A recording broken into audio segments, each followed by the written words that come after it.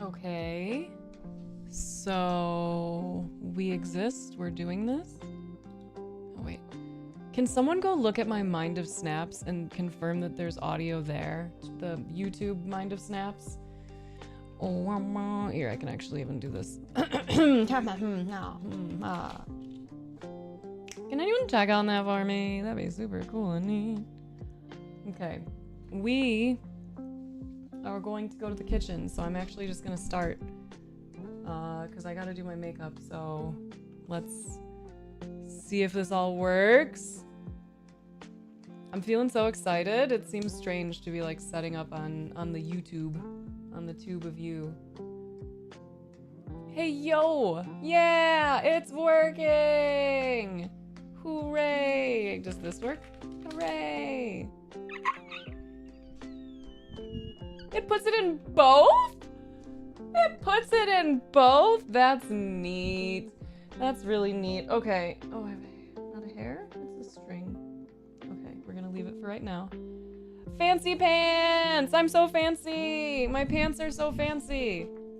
Okay, I'm gonna switch. The audio is gonna be different for a second, so give me a sec.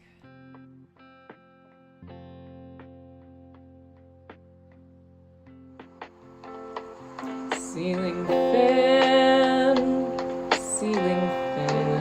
Why are you so far down here? I just want to move it. No, okay. Well, never mind. Yellow. Okay. We did it. We're doing it. I'm so proud. I wonder if there will be anyone new on YouTube, because I don't know if I've ever, like, it shows that I streamed there at some point, like, years and years ago, but I don't really remember that. So you're gonna go with me on a teeny adventure. I gotta open some windows here. The home of the future office again. This is where we will be once more, once I get it all organized. All right, I gotta find my iPad so that I can use that for chat. Okay. Connecting to chat. You can do it. Okay, can someone say a word so I know that you exist? End facts, perfect timing. Okay, so I have to think now. Big Daddy. I have to think about how I can do this next part. Oh wait, I can probably... Can I do this side by side? No? What do you mean though? Oh, that's dumb. Okay, so I can't see the YouTube chat from here. So if anyone wants to let me know if I'm missing anything, I would appreciate it. I probably have to download an app on my iPad. Dang, I should have.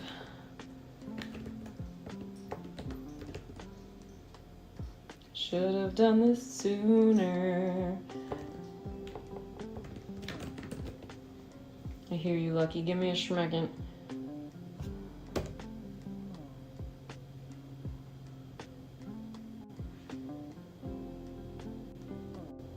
Okay, if I missed anyone's message after Big Daddy said ho, I'm sorry. I am trying to figure this out, okay?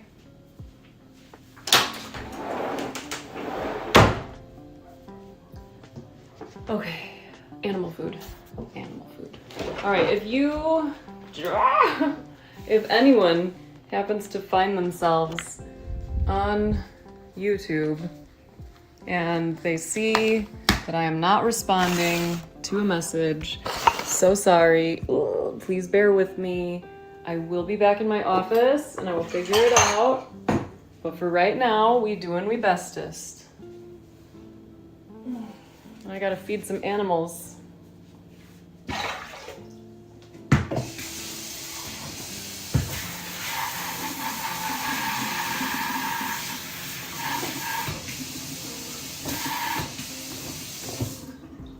So anyway, how's your day? How's your day been since it started?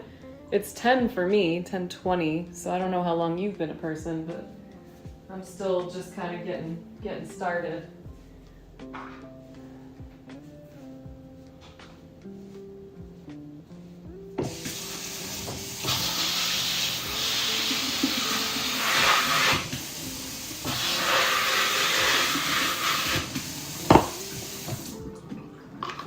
You received that? Nice.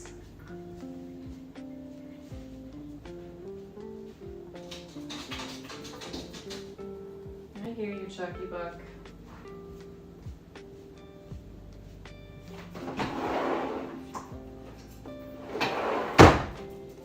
No friskies outside. Work done eating food? Okay, but what food are you eating? What kind of yummy yums are you getting to have? Tell me everything!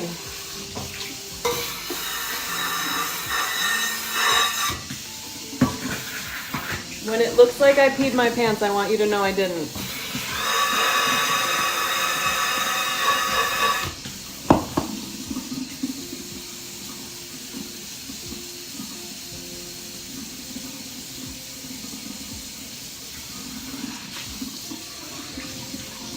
Couscous. Yum. Leftover pasta and shrimp. Hey, quit telling people I pee my pants. You don't know me. All right. Animal food.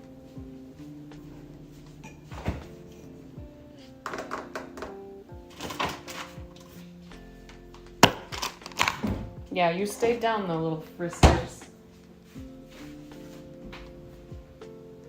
What am I doing with my life?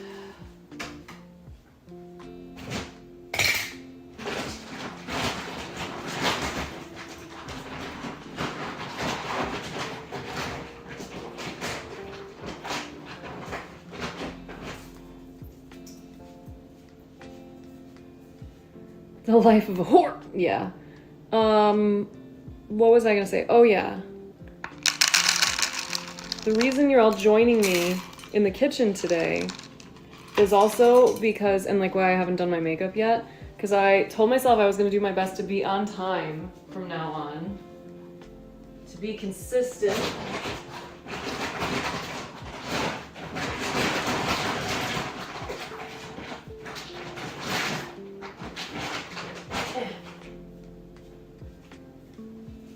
So I told myself no more of like, oh, I'm running late, I'll be on once I get my makeup on. No more. I will stream and just do my dang makeup, if that's how it's gotta be. Okay, Chucky. You first. Stay down, okay, Frisky? Not your turn yet. Huh? You're missing a cricket? I don't feel like I've actually seen one in a while, and I usually spot them. No, Frisky. Down, please.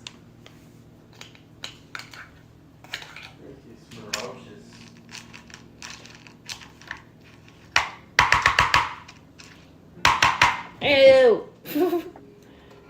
Nice work, Friskers. Thank you. Baby, come on stream and tell them that you're handsome. Just be like, hi, my name is Alex, I'm very handsome. Because what if they don't know? What if they don't know how handsome you are? I don't know. You should probably be on stream then, right? Mm-hmm. That's how that works? You're just looking for your cricket still? Yeah.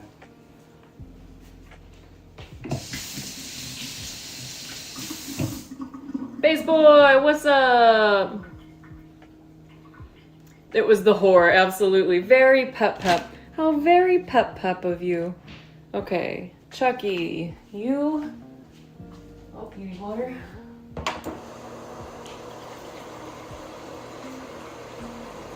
Here? Yeah, for her.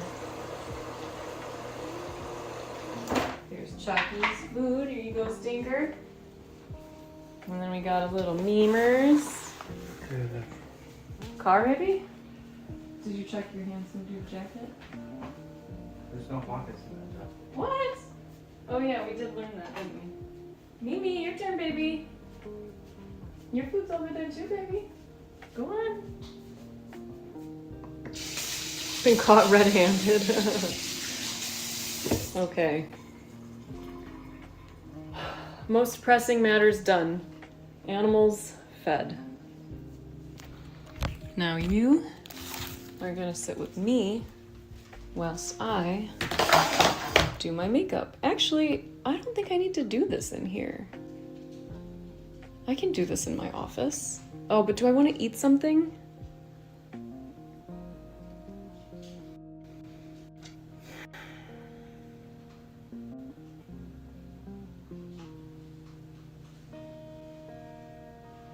I do.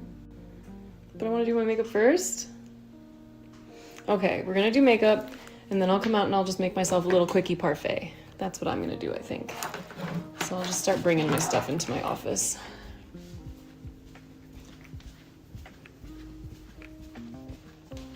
You ready for the titty light?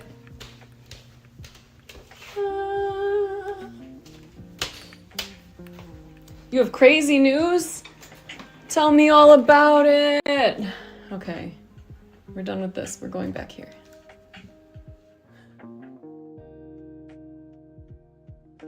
Audio's gonna be different. Sorry.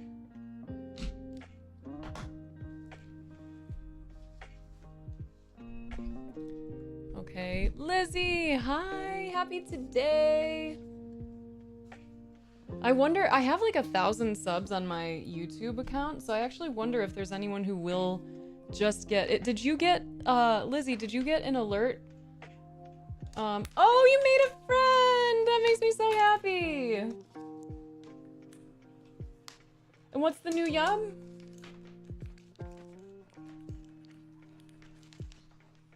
All praise the giant titty in the sky. Be right back.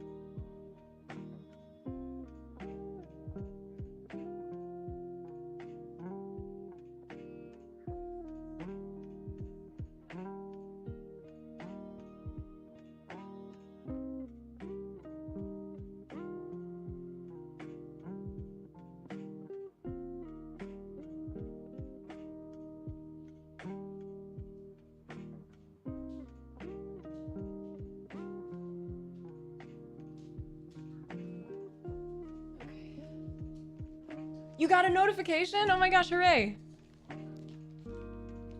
So how are you doing, Lizzie? You were beginning to think it would never happen? It's always possible. I met someone new. I'm looking here as if this is my camera.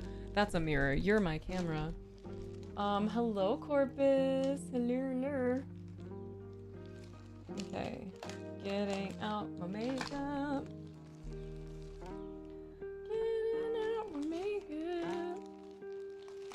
We have like almost like the equivalent to parent-teacher conference type vibes today. Hello, Ellie.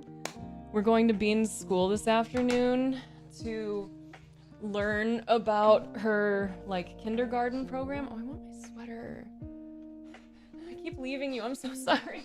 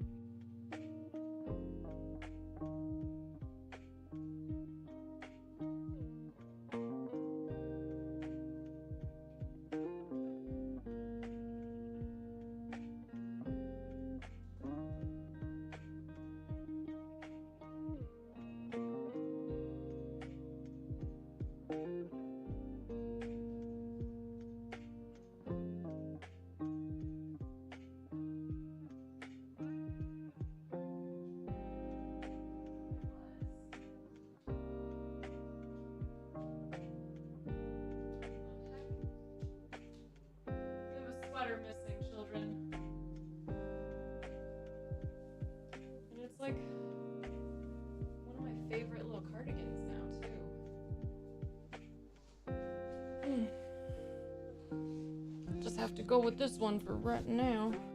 Hope all is well in the bean world. Yeah, dude, she's beanin'. How hot do you think my coffee is? I've had it in this cup all this time. What is your job, Lizzie? What are you doing and making buds at?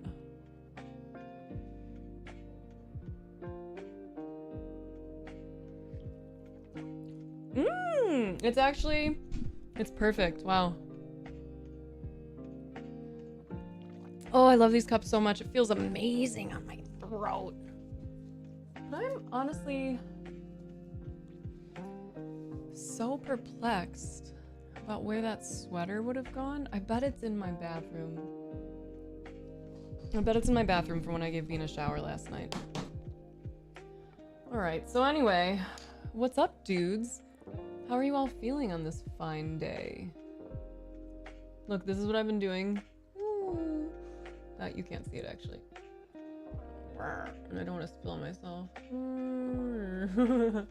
My wonky heart. I've been trying to do, like, little things that feel all cute and sweet. And that's one of the things that feels nice. Not your day today? I was gonna say not yet, but it's probably like late for you also.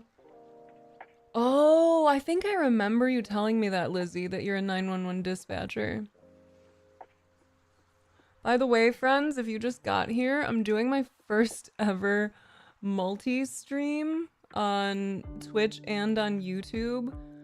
So if you hear me saying stuff and you don't see them in the chat, they're probably on YouTube.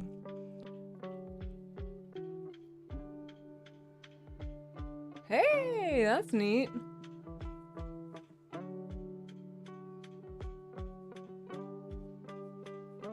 Why you talk to your invisible friend Lizzie? Hey, Lizzie. It's the dab ghost.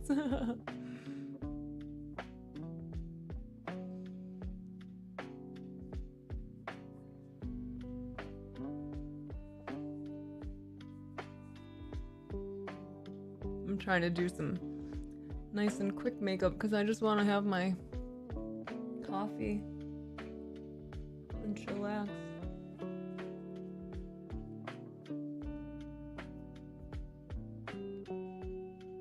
Oh, and you haven't installed Twitch yet, Lizzie? Honestly, I don't blame you, especially for like the mobile app because it's terrible. One of those. Oh, I'm sorry. Would you like to see a really sweet picture of Bean experiencing just like pure wonder? Would that feel nice in your body, Ellie? In your body or for your heart?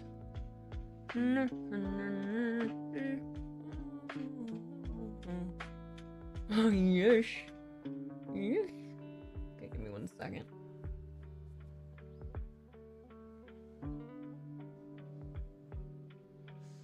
So how many of you are all like into like magic, like witchy stuff? It's interesting because when I talk about it, like I feel an urge to not say witchcraft because I kind of like feel or assume that there's still some like negative connotations there. But I guess overall there's still probably a lot of like negative connotations about anything kind of outside of the norm, i.e. the prescribed norm of like heteronormative Christianity, all that kind of stuff.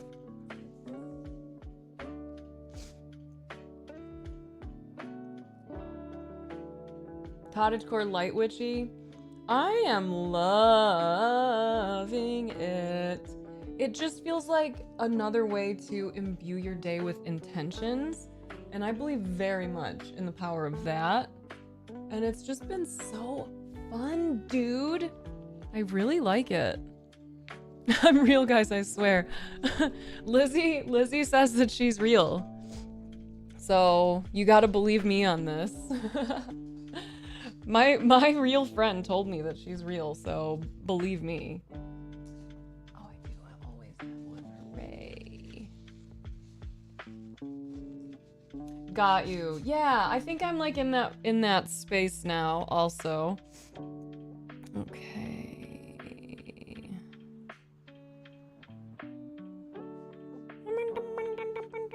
Why did I pick this up? Oh, bean.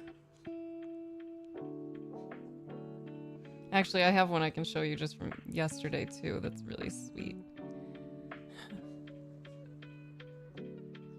Just a happy kid. She likes to play this game where she tries to climb up the slide, and my job is to pretend at the top of the slide that I'm gonna help her. So I'll hold her hands and stuff, and then while I'm holding her, I'll just be like, oh, shoot, and then just drop her so that she just slides down. Or I'll do something else dumb like that, and she loves it.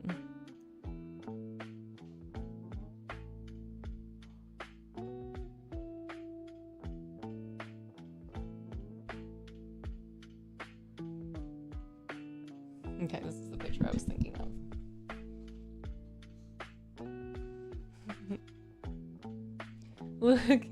Look at her sweet, like, exhilaration here. Is that not wonderful? Like, how cute, man. We went to an ice cream place for her little reward for having a good week. And the ice cream place was just like all rainbowy and bright inside. And she was just so happy. Like, hold on, let me. Look at her! Shut up. Shut up. So cute. I love it. She was so happy. She was jacked up too. Who's talking about the woo stuff? I am. Me. Who else like it? I know you do, Radium. What have your like practices been like? What's that been like? It's so funny. I was just talking to another mom about that. How people always say that she looks just like me, and it's so hard for me to see it, except when I look at my baby pictures and I'm like, she looks wrong. That's the wrong nose, because my baby pictures look like Alina, but she's got a round nose and I got a pointy guy. Yeah, dude, when her and Alex are like sitting next to each other and they're like up to some shenanigans or something, they are twins. Dimples are the same, obviously. She has his like eye shape, and they're so beautiful. But like when they both like start grinning at me, I'm like, I need to leave. I need to get the fuck out of here.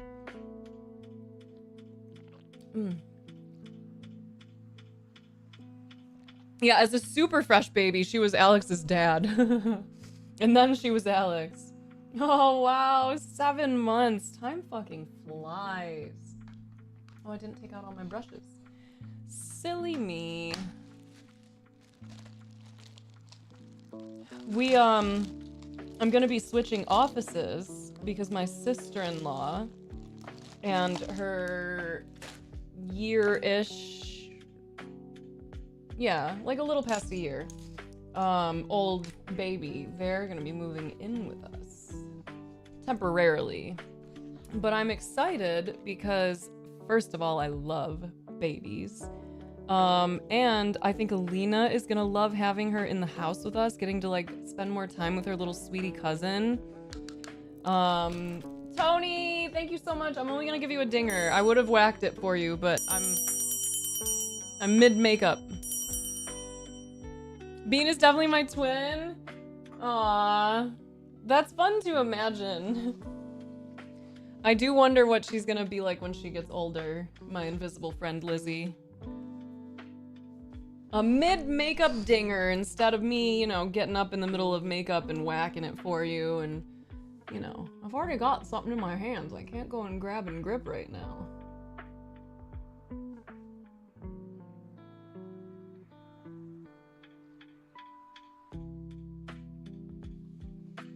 Yeah, I was gonna whack it.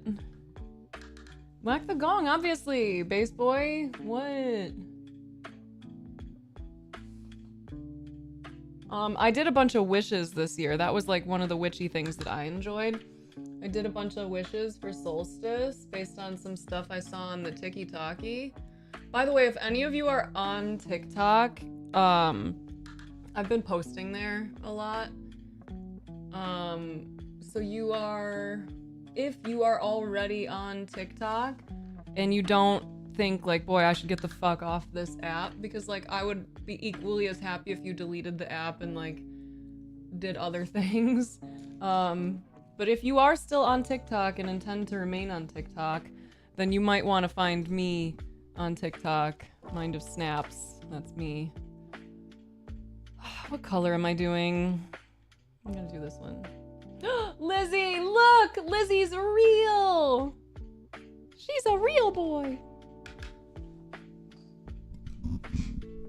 After watching loads, yeah, I actually have been really proud overall of how the habit for me has been since being on TikTok, because I've managed to not get lost as much as I expected I would, like getting back into posting again. So I feel stoked. Like, I'm having a lot of fun just posting. And I almost streamed there today too, but I was like, I have to think about whether I'm ready for that.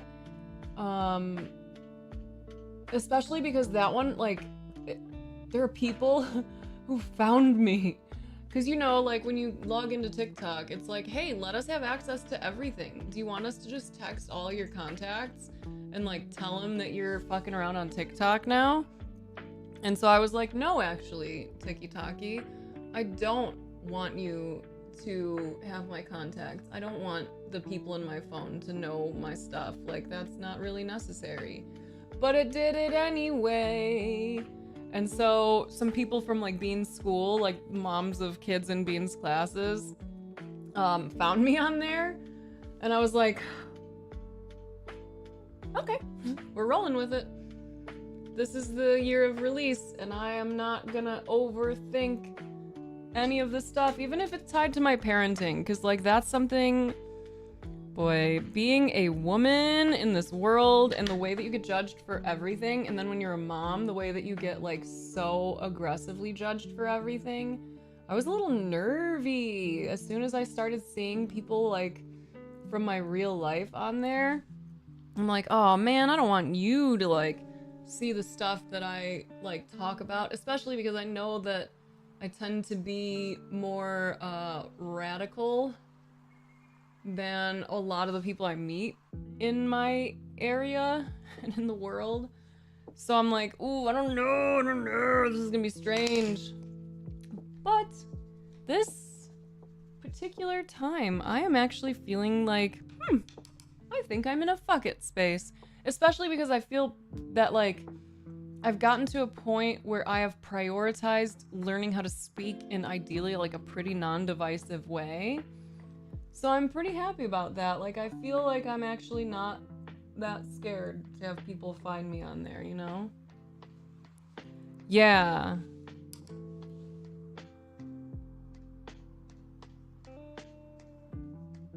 And I think like anyone who's ever been like,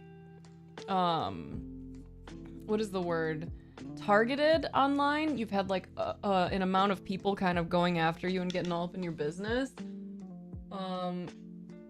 It can be scary. Like, you don't know how far people will take things. So, I don't know. It's a weird feeling, but we're just gonna run with it this time.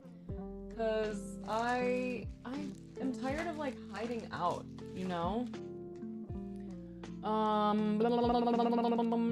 Myth has redeemed an odd compliment. And also, Base Boy, I think it was you who asked for an affirmation card. When I'm done putting on my face, then I'll do that for you. Okay, everyone put on your complimenting toe rings and offer Myth the best odd compliment. Think outside of the box, children. The best odd compliment you can muster. Okay, Myth, I've got one. When you braid your hair, the way that your fingies be doing this stuff, and they look like amazing hand spiders just weaving a gorgeous web, it's magical, and I love it. And I love your hand spiders, and I love your majestical braids. Majestical is great.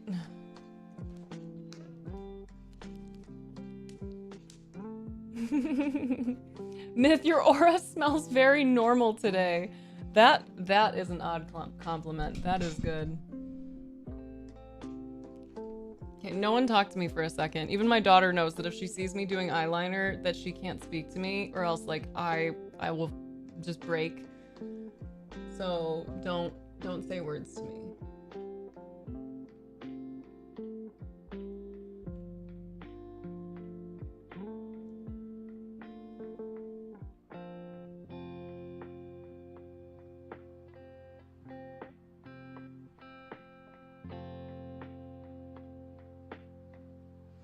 They are never the same.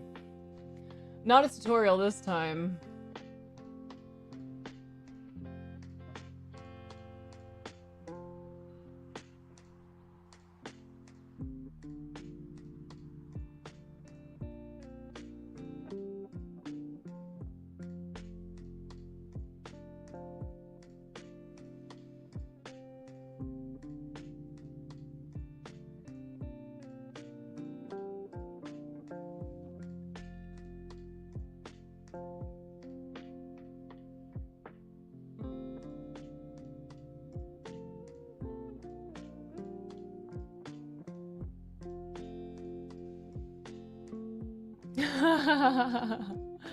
That's good.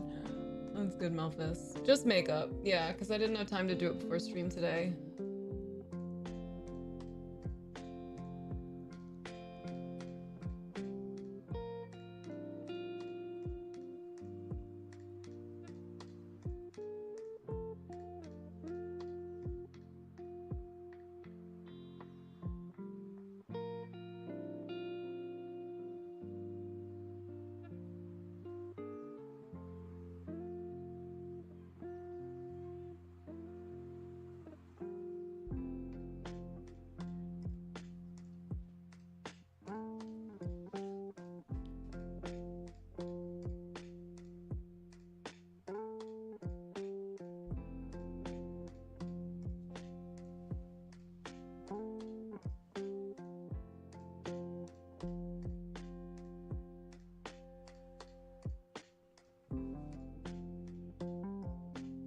Alright. Hey, yo! What's up, Shoopa Doopa Scoopa Poopa? Alright. Myth when you put your hair on the shower wall, even Picasso is silenced in awe by the art you create with them. That's goofy. I love that.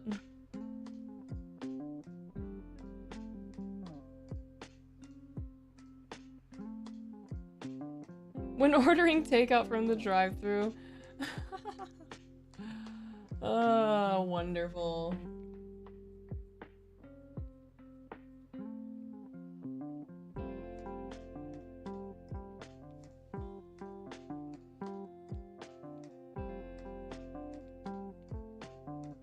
Hey, those clips that have like the round stuff around the clippy part, are those so that they don't dent your hair when you use them? Is that the purpose of those, or do they still dent?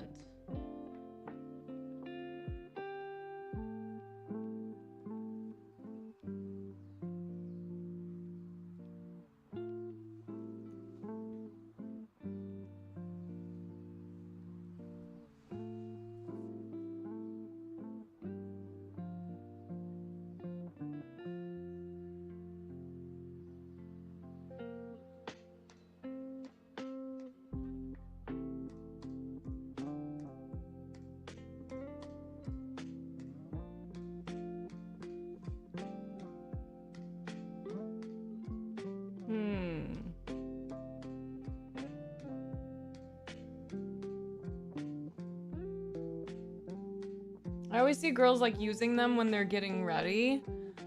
And so I'm like, is that, like, they don't seem to be dented. Is that why they're using them? Thin hair, maybe not. Okay, I don't have a ton of hair. Mine might be all right then. Especially now that I'm like doing the bangs life thing. I just have to find a better way to keep my bangs out of my business. You know? They're like normal looking, you know, hair clippies, but then they've got what looks like a little like pad around them.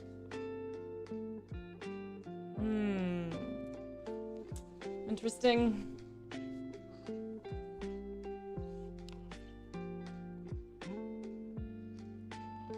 That is to prevent a dent? I don't even know what I would search for to find these. Let me see.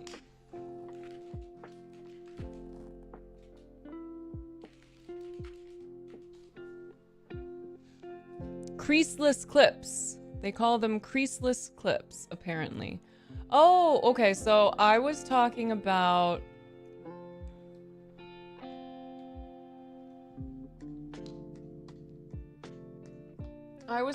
like, I see ones that look like this.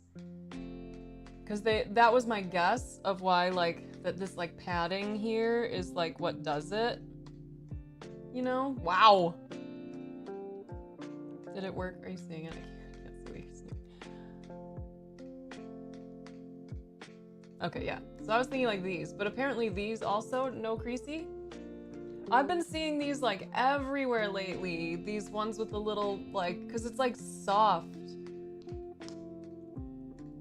Yeah. Okay, so the long thin ones apparently do the same thing, but that's cool. I'm want. I am desire. Okay, now I know. Now I know.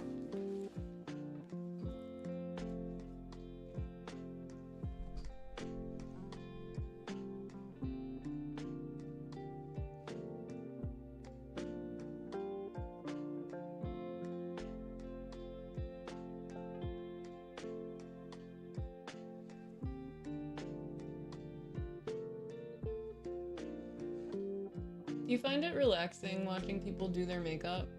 And I'm especially curious for all the boys, if they feel that.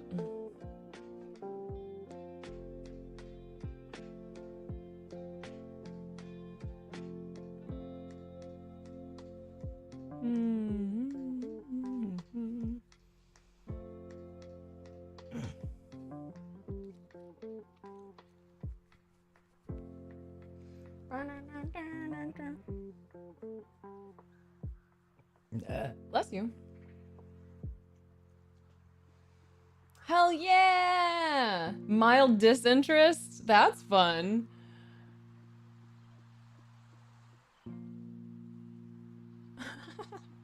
Albie, I think you're in the wrong chat room. This isn't whatever special interest room you thought you were in. Sorry. Check the AOL list again and see if maybe there's a different chat room you wanted to be in.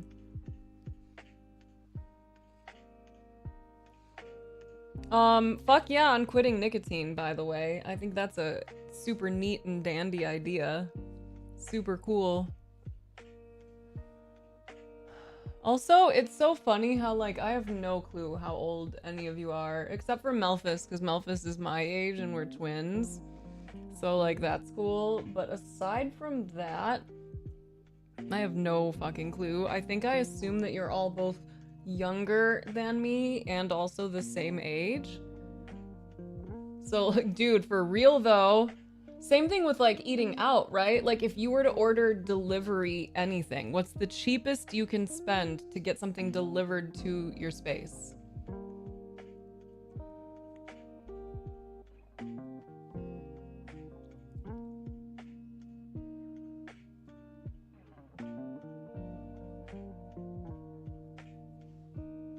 Yeah, because there's so many people in here who I know are in like their 20s too.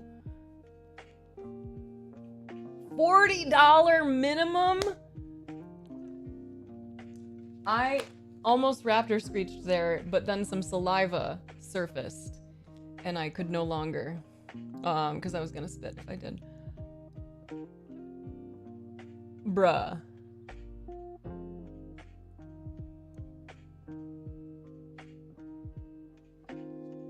I like that, bass boy.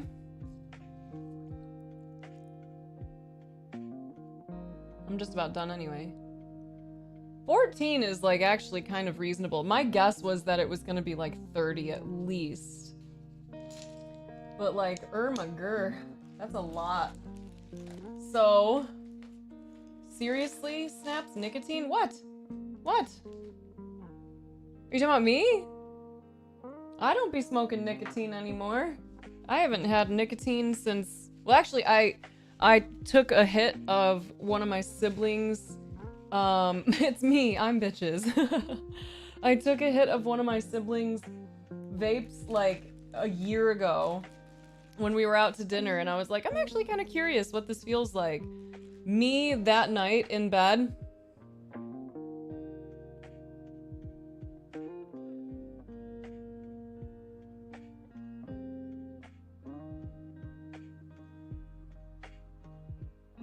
The whole fucking night.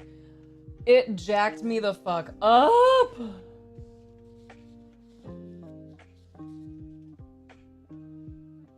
Nicotine withdrawal sucks, yeah. Dang, how old was I? Yeah, I was around 10 when I started smoking cigarettes. And yes, it is time. Oh, your lungs. Hi, Erica. Your lungs are gonna cough up some gnar stuff when you really, really stop. And then, ooh, you're gonna feel so good. I remember I was doing scuba diving. I had started scuba diving not super long. Not super long after quitting smoking. Like within a couple years, I think. And I remember like surfacing from a dive once and being like, oh my god, I'm so glad I quit smoking, because that would have been so fucking hard. Like, I can already tell.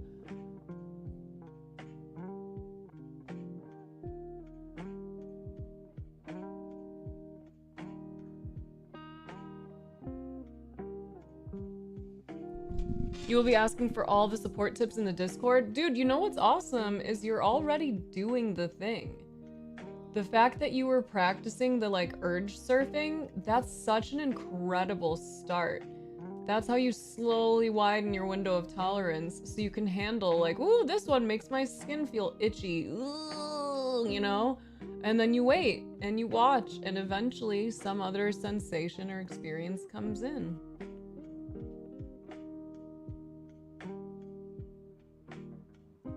Unwinding or Unraveling Anxiety by Judson Brewer.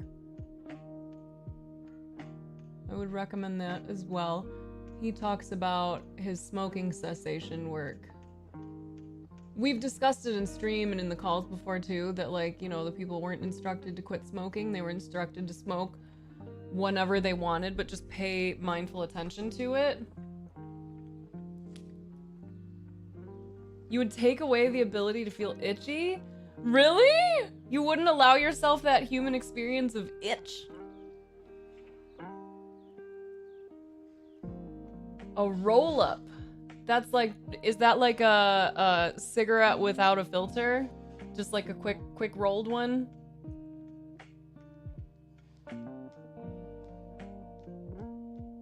Yeah, yeah.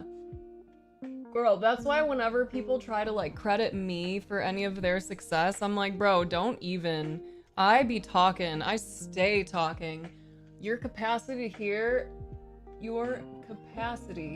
to hear anything I'm saying and have it actually like resonate is entirely dependent on you and your mindset and what you are really wanting from life.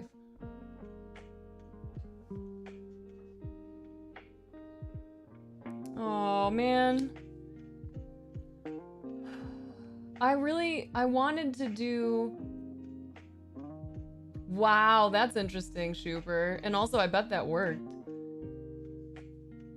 Interesting, Bass Boy. You add a filter, papers, and loose tobacco. I haven't had a cigarette like that in so long.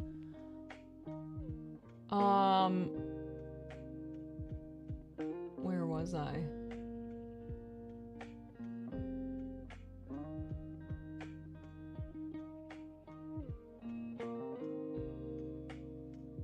I don't know, I don't care. I will figure it out. Oh yeah, I was thinking about how I wanted to do that grief workshop so bad. Maybe we'll just do a grief group where it doesn't feel like so much pressure for me to put a ton of materials together. Because I think a lot of us could use a container to just like sit and like cry talk a bit.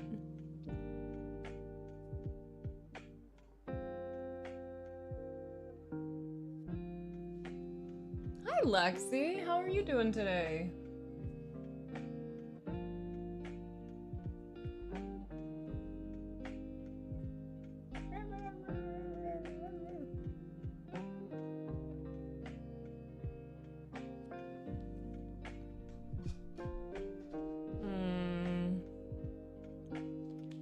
Do you ever invite it to hit? Like, do you let yourself feel it? Is it something that when it comes, you're like, oh, no, not today? Or is it something that when it comes, you're like, oh, here we go? Or some other option.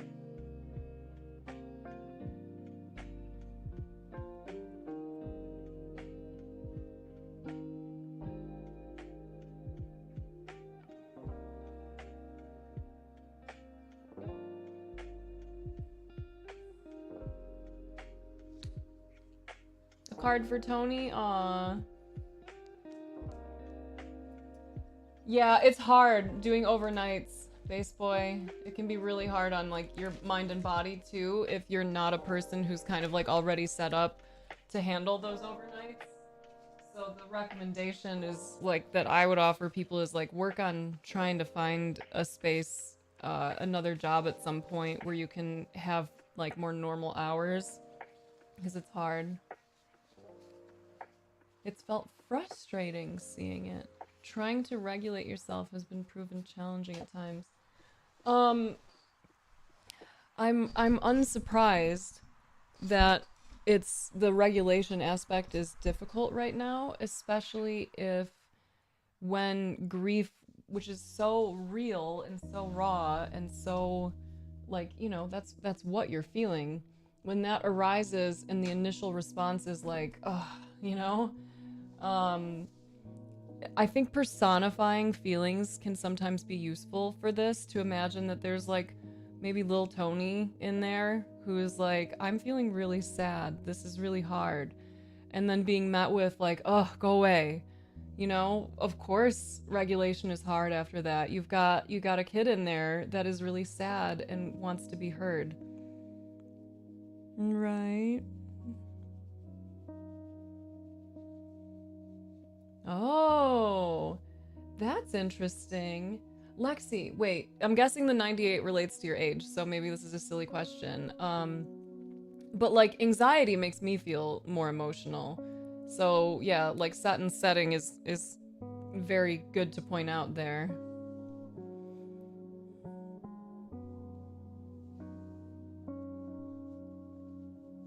Oh, the affirmation cards are already out. I was like, dang, I'm gonna have to do this once my kitty moves, but I don't.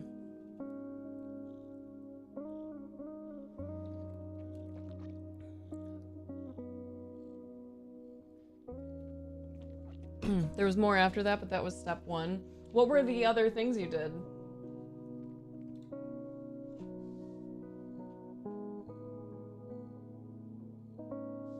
Yeah, that's hard, Base Boy. I hate when it's this or. There's always another. There's a book I read called Thinking Clearly by Shane something. And one of the things that he helped out a lot, like he was pointing out all these different like mental models that you can kind of use.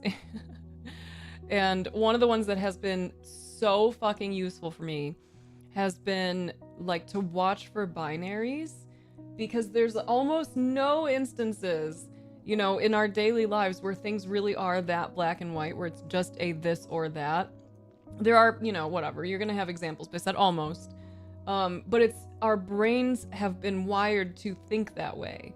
So we oftentimes find ourselves in a false binary and we don't realize it. So we're making decisions based on the choices that we believe we have. And we actually have way more, you know? Lexi's wild and oh, okay. What up, DJ Willie Show?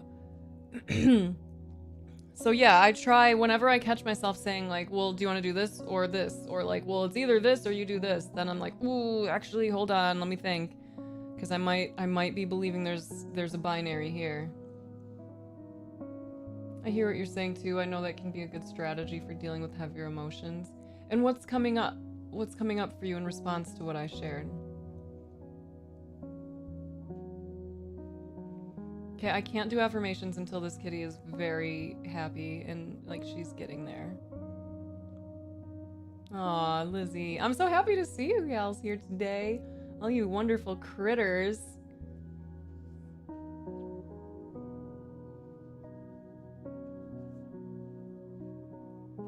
Something I've been doing more frequently, by the way, just like for funsies, is starting to refer to everyone as gals. Like the guys will be over on the weekend and it'll be like, what are you gals up to? Because, you know, like we've been told that like guys is gender neutral for so long. And I'm certainly like I use it sometimes too, but I try to use inclusive language whenever possible. And lately I've been in like that little bit of like shenanigan energy where I kind of want to poke. I feel pokey. Like I want to poke at people a little bit. Not like mean, not rude, just poke at like the silliness of the systems, of the structures of these ideas. Would love to hear it, bass boy. Feels like more energy you need to put in when you don't have much. I hear that. I hear that, Tony. You can feel it hitting a wall.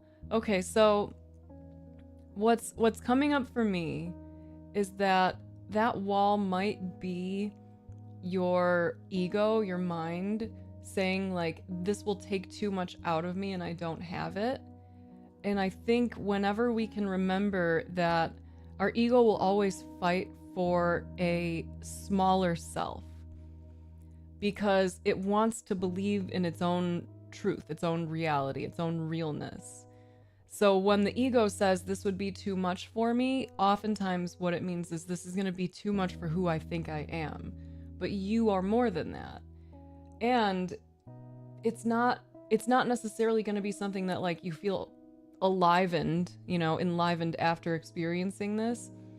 But in my experience working with grief, when I allow myself to feel it and I allow myself to cry it out and I allow myself to wail and sob and journal and like really just crumble, even if I only give myself 20 minutes, even if I only give myself an hour, not like a full-on grief day, it hurts, it sucks, and I feel so much lighter after. Even if I feel like energetically depleted, I feel more expansive.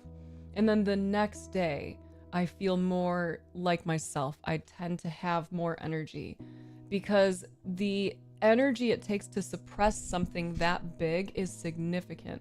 That's a lot of work that your mind and body are doing in order to tense and hold that shit down. If it can be allowed to free flow, that's a lot of energy you're gonna get back that you'll get to retain. Sorry, baby, you don't need that.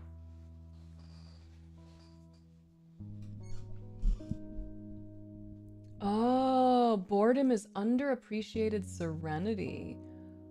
Ah. Yeah, because, like, you're not doing anything. Nowhere to go, nothing to do. I'm going to keep that. That one's nice.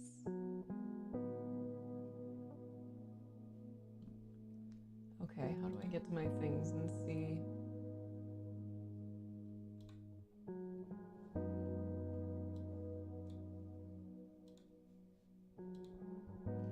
But it also feels intimidating to go back to. Okay, so having that perspective of like there's some identity in there. There's some like egoic sense of self that is saying like this is scary. As soon as you, the like conscious entity riding around in this meat suit, as soon as you notice that, you can say it's okay. It is scary. It's gonna hurt, and that's okay. That's a part of being human. That's a part of loving, is having to feel loss. And it's worth it. From my perspective, it's worth it. Oh, that hurts, Lexi. I feel that. All those changes. Okay, who done did it? Bass Boy, so you had the affirmation card pull, and then Myth, you were doing one for Tony? Tony, do you want it? Hello, 666 X Grim Reaper X 666. Hello, hello, hello. Happy today. Today is a day. I'm feeling quite gay. I'm giving you all your points back just because it's easier than marking things individually.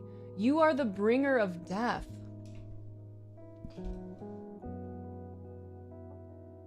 That's interesting. Tell me more. I can feel feels coming up. I'll take the opportunity to sit back into them. Tell little Tony in there that it's okay. That you got his back.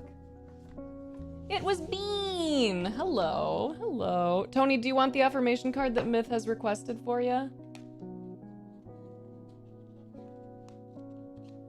That's such a therapist response. Honestly, like, I genuinely would love to know what you visualize when you say, I am the bringer of death. You know? I'm curious. Because, like, I think about death. Oh, there was a cartoon series that, or like a comic series that was kind of depicting death as like a loving friend waiting to take you kind of to the other side. And I want to be very clear, by the way, that if you are struggling with like ideation, don't take this as me saying like, yeah, it's so beautiful, just, you know, go that route. I think life is absolutely gorgeous. And I also think that it's a beautiful thing to kind of imagine that whatever comes next is also gorgeous, you know? Just depression people's on here. I'm not currently experiencing a depressive episode, so I would say not just. Okay, so this first one, this is for you, Bass Boy. How fun, given what you just shared with us. Curiosity. Actual school may have taught me that studying is kind of boring, but the school of life proves that playful as heck exploration and around every corner inspiration abound. So today I'll brush away any been there done that dust from my eyes and brighten them with a fresh and glossy coat of curiosity. Excelsior! New expression I'll start using as soon as I find out what it means. That was DC Universes? Interesting. Thank you, Unicorn Therapy. If you happen to like have the ability to blast that at me, I would appreciate it. But I'm thinking of just like an actual, like a drawing, like a little comic that I had seen from like an artist online, I think.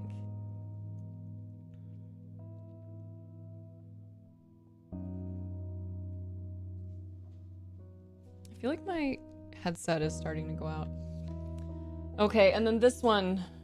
This one is for Tony / anyone else who wants to claim it for themselves. Criticism. I remind myself that there's nothing in the world that everyone likes. If someone doesn't get me, my perspective, or my work, that's okay. There are also people in the world who don't like pizza. But does that mean pizza is bad? Nope! It means those people are wrong and or robots. And actually, it's actually all good because more pizza for us. Hello, Emily Poo on you. No, I love your name so hard. Okay. What's with the cards? How does it work? It's just this wonderful box of these, what is it, like 150 different affirmation cards? 100. So I tend to shuffle these suckers up, and people can request one using their channel point redemption, and then we just see what the universe wants to deliver to them, you know?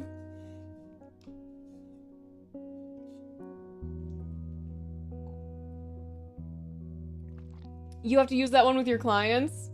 Are you an actual therapist? Do you be therapizing? Melphis? Pull one for Grim. Okay, Grim, this one is for you, my friend. This is from Melphis. Oh, how lovely. This is you now. Grim Reaper. Grace. I face disagreements with grace and flow through the ups and downs of my relationships without getting thrown off center. With grace, I'm able to keep my cool, be my best self, and not resort to name-calling, even when that crappy poo-poo face is being a douchey barf monster. I genuinely do not, a lot of these cards I'll be like, okay, so I don't agree with this because I really don't agree with name-calling, you know, but that one's kind of silly, so we'll leave it. What kind of therapy do you do? Unicorn therapy? That's awesome. Have we met before? Your name is so familiar to me. Near friend, near friend. Now normal too, you got it. I don't believe we have. How fun. How delightful. Oh, wait, where's my... Thank you for that follow, by the way, Grim Reaper. I do want to see it. Yeah. I want to see it. You want in? Okay, so this one is for Melphis. This one is for Melphis. This one is for Myth. Ooh, boy, that... Grim, I will talk to you about that in a second, because my brain is already spinning up for that, so I'm going to read these. You need to study that card? The criticism one? Is that something that you find difficult for you, Emily Poo on you? Also, please, like, tell me how you decided on this name, because I love it so much. There's a person who we see sometimes named Doo Doo Poo Poo, and I'm like, I feel like your name is like right there in terms of how much I just love the names. I'm such a child. Everyone's a teacher. Melphis, this is the first one for you. Everyone I cross paths with is a teacher in that moment. The ones who give me the fun lessons are the ones I call friends. The ones who give me the hard lessons I sometimes call a-holes. They've chosen a tough job, but someone's gotta do it. So today, I'm thanking all the a-holes. Thank you, a-holes, for playing your part in making me a better person. Okay, so again, I would like to just say for this one, I definitely want to point it out. I don't see any value in calling people, like, assholes, because it's so easy for us to get in this idea of, like, oh, that person's such an asshole. But, like, we all have that in us. We all got that dog in us in that way. We all have the capacity to say and do unkind things. And I don't believe in labeling people if we can avoid it. I think that it just sets us up for more of that, like, adversarial energy when, like, it is not us against other people in any part of this existence. It's not just us against other people. Like, it's us against the billionaire class for sure. But even then, it's not the people, it's the systems that allow people to get that greedy and be rewarded for it. So I don't believe in the whole, like, calling people names. I think, in this community, that's a thing we do not allow. And I'm not gonna, like, you won't get banned if you call someone a name, but we will have this conversation again. Okay. Sans assholes. Teacher part, yes. Everyone you meet has that potential to teach you something about yourself. Because you love being silly and you thought it was funny. I love it too. Okay, Melphis, this is your second one. I know in my heart that everything will turn out fine. Better than fine. Awesome!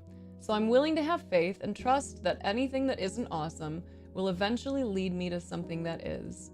But I'm ready for awesome whenever you are, universe. You hear me? Awesome! I wish I could skip ad breaks. Okay, and then this one... This is for you. / anyone else. Divine timing. Ooh, juicy. I love this one. Everything is timing and timing is everything. Gladly, I release my concern over timing and let things happen when and as they will. I trust that the divine schedule makers know what they're doing. It can take a long time to reach divine middle management. Ooh, what do they look like, Doom? What do they look like?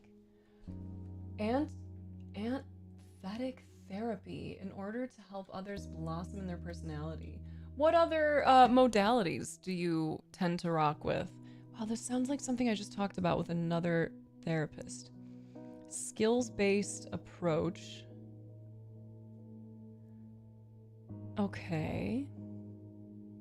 So this is like, this has a lot to do with inner critic stuff. Is that what I'm seeing? Let's see.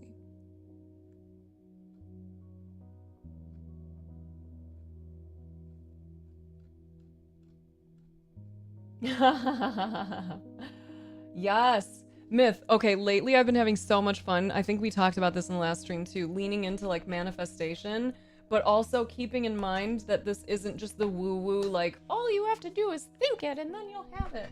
But remembering that our reality, like what we see in our daily lives, is largely dictated by the state of mind that we're in. You know, like we've discussed the quote before, like when a thief meets a saint, all he sees are his pockets.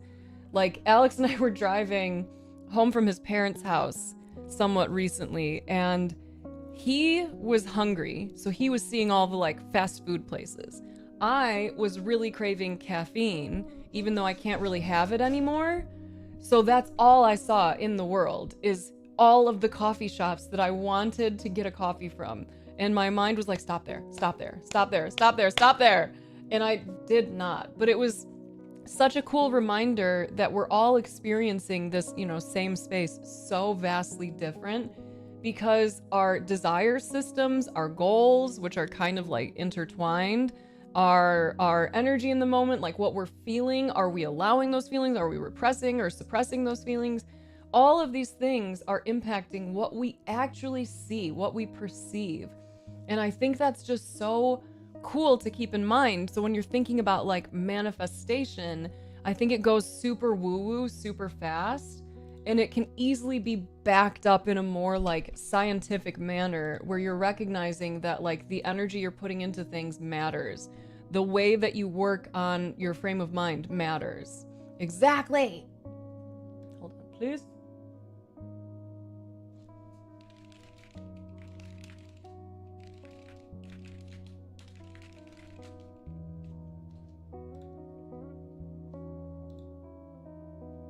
Oh, I love that, Ellie.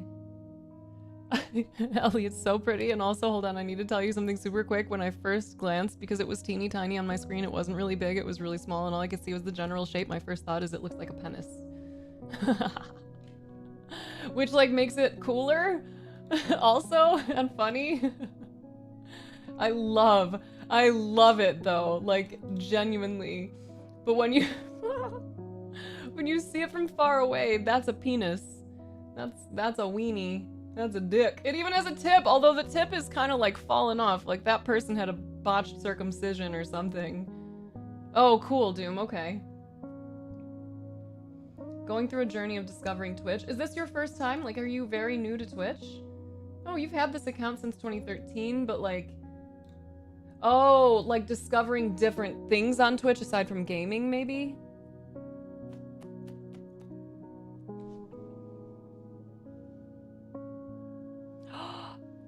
Yes, go you, Myth! Oh, I'm gonna show you all a video that made me feel feelings, and I want you to know that it feels weird at first. Yes, Emily, great example. Yeah, if Ellie says it's okay, then I'll show it. Lots of bulges and bumps. In moments when you're feeling bad, affirmations fall flat. If your expectation is for the affirmation to make you feel better, then it absolutely will. It's going to fall flat. If your understanding is that affirmations are another way of teaching your brain what you want it to pay attention to and what you want it to believe or acknowledge, then you will see over time that it does start to change things. So it's partial fake it till you make it, and then it's mostly just, this is the programming language that your mind and body system understands, and it's already been programmed with other code. So you have to go in there and kind of find all those bugs and run that code again, and also like create the new stuff. It's okay, feel free to show. Hooray! Oh, hello, baby. Everyone ready to see my dick? I mean, Ellie's drawing. I mean, Ellie's dick. No, you cannot go on top of my monitor. No, down, down, down. We talked about that. That's a no. KK! Girl, I know you're spending like less time online, so I just want to say like I'm so happy to see you. I hope that you're doing well. I think of you so often, and every time I do, I send you mom love. Like, I just want you to know that. I send you so much mom love. Lizzie, thank you for being my imaginary friend today. I hope you have a really nice day. Oh yeah, that's a lot of dollars, man. Don't judge my dick. Okay, so we were talking about getting stickers made, and someone long ago had said that this stream is like a mental oasis. And so we were talking about that being a good, like, possible sticker. And Ellie had drawn one for me a long time ago that I loved, but she apparently did not anymore. And I couldn't find it, and she couldn't find it. So she's doing a sketch for a possible new one. Yeah! Yeah! KK! Ooh! Okay, hold on. I'm gonna show you my dick, and then I'm gonna whack the gong for you. KK. Oh, hold on. I can put my face back up here. Sorry. Main camera. I can't see. There we go. So this is Ellie's dick. I know, she's such a little sweetie pie. When she wants attention, she get it. So, like, you can get it. It's a brain. It's a waterfall. It's an oasis. I love the lotus flower choice. And from far away, it do look kind of like a wang. At least it's moist. It's gushing, truly. Head in the clouds. Yes. Yes. Yes. The head do be headin'. It's so good, though. I'm really excited. If you do continue in this direction, I honestly think that it's going to be really cool and beautiful. I don't know what I just closed out of. Hopefully it's not important. That's one knobbly cock. That's one knobbly cock. That is fun. That's fun to say. Okay, so listen, KK, I don't fully remember all of the details of your relationship, but I remember having multiple moments where I was like, you deserve so much better. So I'm so grateful that you have left your partner and that you're doing better, that you're living for yourself and your child. So happy about that. You get a gong hit. You're getting whacked.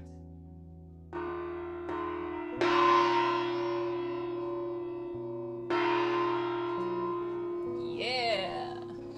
Curtis, what's up, buddy? How you doing? Okay, friends, I'm not talking to an invisible friend or imaginary friend again. Curtis is on YouTube, okay? I'm multi-streaming for the first time possibly ever that I can remember. So if you hear me saying something to a name that you don't see, it's because they're on YouTube. This gal likes it. Yes. KK. This is the year of, like, not even just this year, but in general, one of the themes of my life has been decentering men. And holy shit! Holy shit! It is wild. For stickers, Schuper. Because the stream is a mental oasis, so it's a mental oasis sticker. It is wild to be a woman in this world and to recognize all the ways that we have been both, like, subtly and obviously trained to be for the benefit of men. And it is, or to be responsible for men. And it's fucking exhausting. And so I've been talking to a lot of other women lately about this, about the decentering.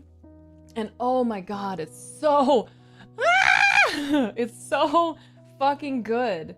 And I was watching a video the other day that was talking about, like, if you are in a relationship with a man and you start this process of decentering that man and you stop self-abandoning, and that language just punched me right in the mouth. When you stop self-abandoning and centering men, you will find out what type of relationship you're in. If you're in a relationship with a guy who believes that that is your job, or if you're in a relationship with someone who is excited to see you thrive. And, like, sure, again, false binary, I'm sure there are other options, but that was, I think, like, a really interesting way to look at this. Because I have existed centering men for so fucking long. My partner, my friends, my brothers, my dad, like, from a young age, I was kind of pointed at unruly men and told, you're really good with them, go deal with this, right? So it became my job. And I was talking to another girlfriend about this, who's also a therapist, which is funny because we're, like, unpacking so much together. And we were talking about how interesting it is that when we are in a room with men, it's hard for us to relax because we keep thinking we're supposed to be doing things for them or assisting them in some way. And when we're in a group with just women, we don't feel that at all. There's no expectation of us doing anything. We don't feel worried about, like, the state of the house or anything like that. So it was really interesting to hear it in that way. But anyway, the video that I was seeing that was talking about, like, when you start decentering, you're going to find out kind of like how this person feels.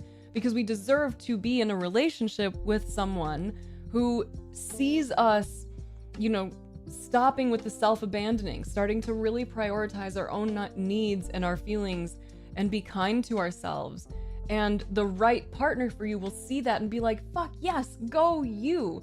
I may have less of your time managing shit for me, but I get to be around you in like your best form. I get to see you fully alive, and that feels so good.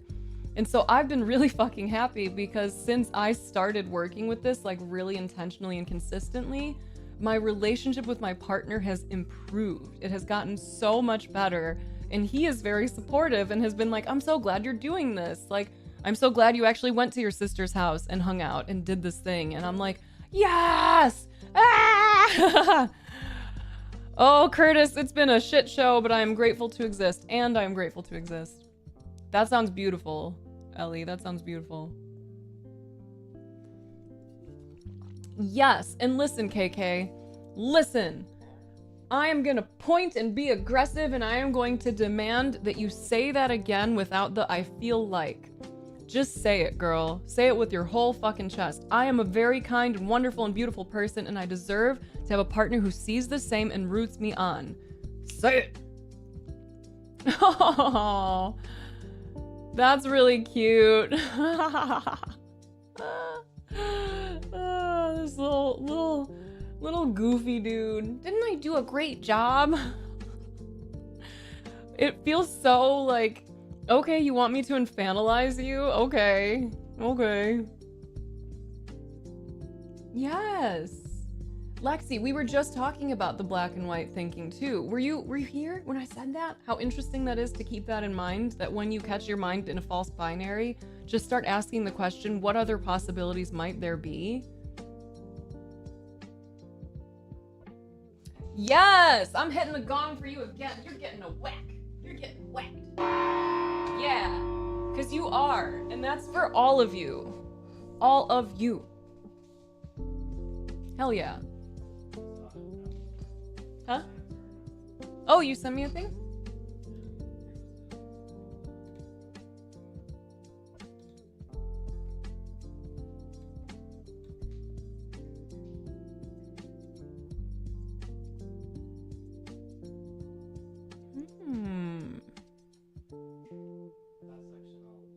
Yeah, yeah.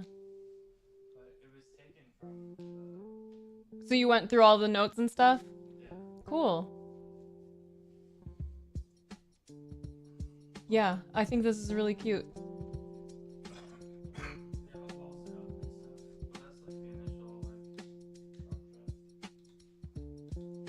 Yeah, I'll send that to her for sure. Very nice. Well, tell me when I can then. Okay, just let me know whenever. I see you've invited yourself into my sentence. That's so good. That is so good. Okay, I'm gonna catch up really quick because I went a whole lot of different directions, and then I'll come back to that. Okay, Grim Reaper, are you still here? And also, Unicorn Therapy, thanks for letting me know about the other modalities that you enjoy. We talk about CBT, I think, pretty frequently here. And I think technically we talk about DBT because we do talk about narratives a lot. What are your thoughts on internal family systems, if you're still here? Yes, it is hard when other people don't reciprocate, and especially if you've grown up in a way where you saw that dynamic and you saw someone stay without reciprocation, you saw someone stay and get taken advantage of and not cared for the way that they do. It can be really hard to feel safe saying like, oh, first red flag, I'm out. First sign that you are not going to care for me the way that I deserve to be cared for, I'm out. Like, you know, speak on it and then...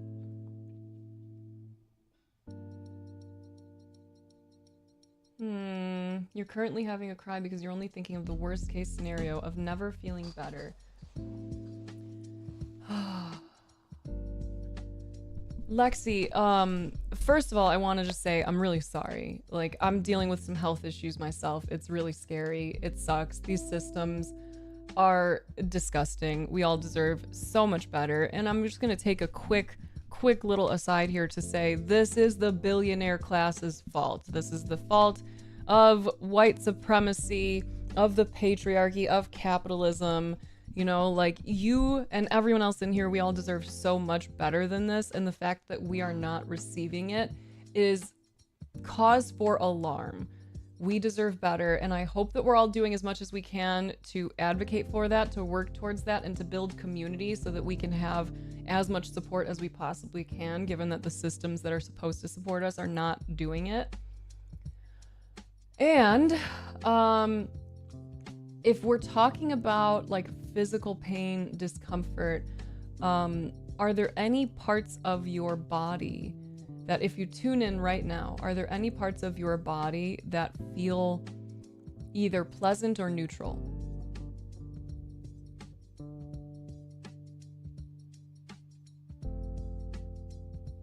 Yes, though, Myth, what Ellie is saying is like so legit. It's so legit. Oh man.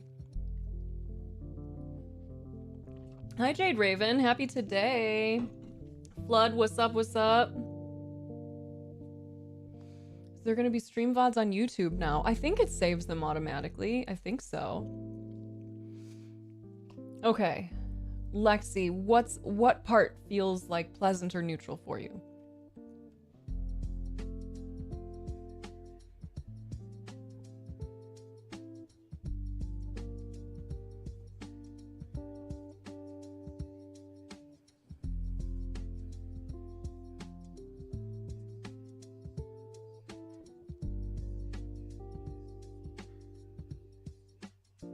Oh, wow. Alex was supposed to be in jury duty too, and he managed to get away. You don't understand much about it when you tried to learn. I found it to be really supportive. My last therapist introduced me to it a bit, and it was so interesting because, like, I already believe and experience, you know, a bunch of different kind of versions in there that are all trying to do what they think is best. And it's cool to have this kind of view of like, I'm the grown-up in the room when I'm not, what is the word that they use? Coupled with, meshed with? Yeah,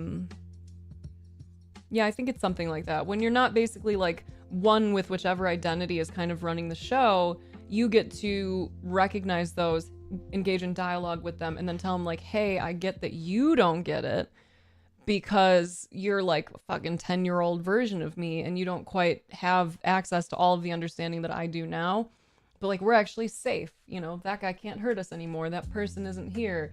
This situation is gone, and kind of like bring things back on track. And it's been really cool to play around with it. Yikes, Flood. Yeah. Ooh, glad you got spared.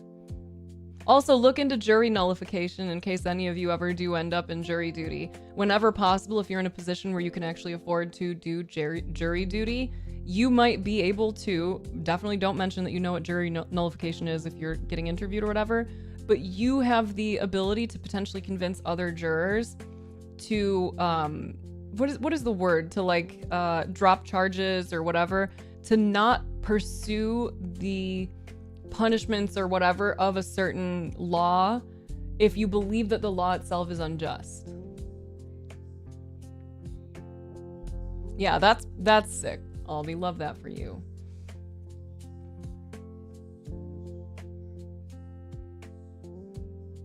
Oh yes, absolutely.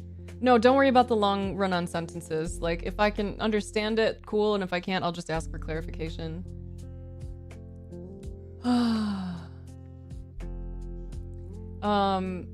Lexi, when it comes to like physical pain and stuff, if you have parts of your body that don't feel great and they're consuming your attention, they're keeping you kind of focused on the discomfort there, what can happen is we tense around that pain, we clench more. And like, I deal with chronic pain and have other like health issues and stuff, so this is me speaking from my experience of it and like my training in meditation.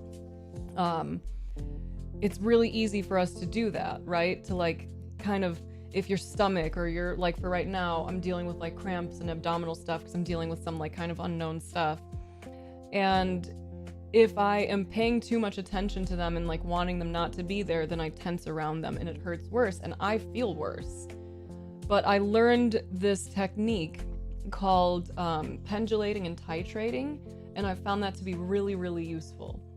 So I like to, when I have the time and space, go directly into the center of the worst part of the pain and feel it out. Can I name the sensations? Are they steady? Are they consistent? Or are they kind of like pulsing? How far out does it go? Like if I, for example, am having like the cramping, can I start in the middle at the worst part of it, name some of those sensations, and then find the boundaries of it? How far out does that discomfort or pain radiate? Or does it not? Does it send shooting signals and not like a kind of wave? Is the boundary around it almost like a kind of perfect circular oval, or is it kind of wobbly? Exploring it with as much curiosity as you can, and then as soon as you feel like it's too much, then this is where you pendulate. You leave this area that hurts and you go whoop, back to a part of your body that doesn't feel pain, that if possible feels pleasant, but if not, feels neutral. Like the tip of your nose is one that's often used because some people have such debilitating, full body discomfort and pain that they don't have other spaces that feel okay. So they might just use the tip of their noses. So you find that part of your body and then you tune into that and you do the same thing. You just start going in and trying to feel it from the inside out. What does it feel like? Is there lightness? Is there warmth? Can you feel some like kind of vibration, some energy, some movement? What comes up in your mind as you are paying attention to this part of your body? And that part for me, I have a visual mind, so I like exploring stuff and seeing the funny pictures my brain comes up with, because it's almost like it's like AI slop, like the stuff my brain shows me is so goopy and goofy and weird, but like I don't pay as much attention to it, so it just kind of breezes by. But when I am paying attention, it's really funny. It's really funny to see, like, that's a weird way to depict that, but okay, we're gonna go with it. So if you're feeling a lot of discomfort and you want to alleviate the additional tension and stress that you may unintentionally be putting on top of that, the titrating, taking a little bit of it, exploring the pain to whatever degree feels okay, and then pendulating elsewhere can be so fucking helpful in releasing that tension and being able to exist in, I think, like a more embodied way.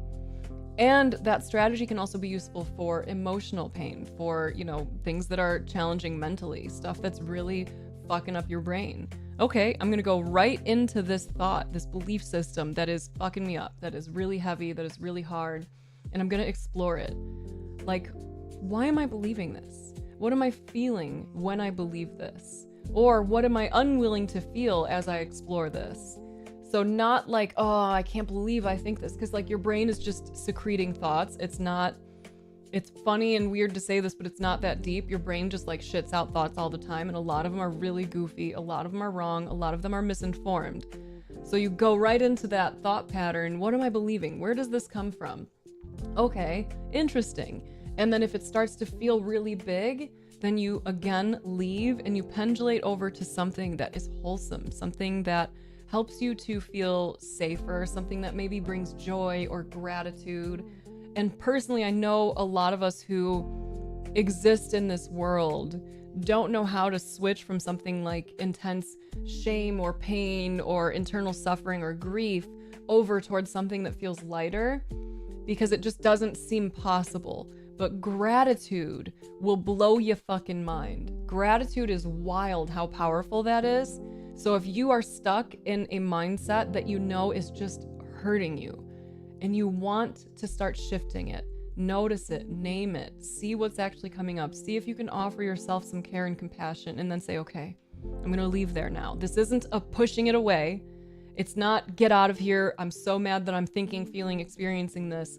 Not trying to avoid it, just seeing it, letting it be, and then choosing to refocus yourself over towards gratitude. Something that was really supportive for me when I was struggling with anger for a long time was holding out a fist when I was feeling a lot of big stuff, and then I would count out on my fingers different things I was grateful for, and I would try to mix it up every time. I would try to come up with something new and not repeat the same things. So like I would be standing in my kitchen grumpy as shit, and I would realize it, and I'd be like, I am grateful that I can walk. I am grateful that I have food. I am grateful for this person. And by the time I got to the last one, it was like the opening of the hand, like symbolically and actually offered release and relief. Suddenly my state of mind was different. My brain was looking for more things to feel grateful for because I had kind of set it on that path, and gratitude feels good in the body. It feels good in the body. Yeah, of course, Jade. Of course. How do you typically work with it when that comes up for you? Does anyone else find that dating apps destroy their mental health? It feels like a catch-22 if it's the only way to date in 2026. It's not the only way to date. I understand that that is like a very popular, very common way to date, but the old-fashioned, like, go do things you love, that still stands. There are still so many people I've met who have met people that they fuck with because they did stuff they loved. Haha, penis. That's great. Oh, I love that for you, Ellie. You should be able to have a cry without worrying about wasting part of your workday. Fear of getting in trouble for wasting time. Capitalism is so dumb. Big on that. Agreed. You deserve that. And if your typical day doesn't allow for it, maybe it's time to do some proactive work and to say, okay, I have one day off in the next whatever time.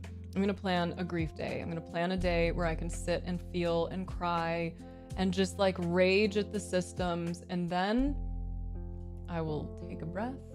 I will stand up and I will make myself a snack I love, and I will watch a show I love, or I will journal, or I would go for a walk.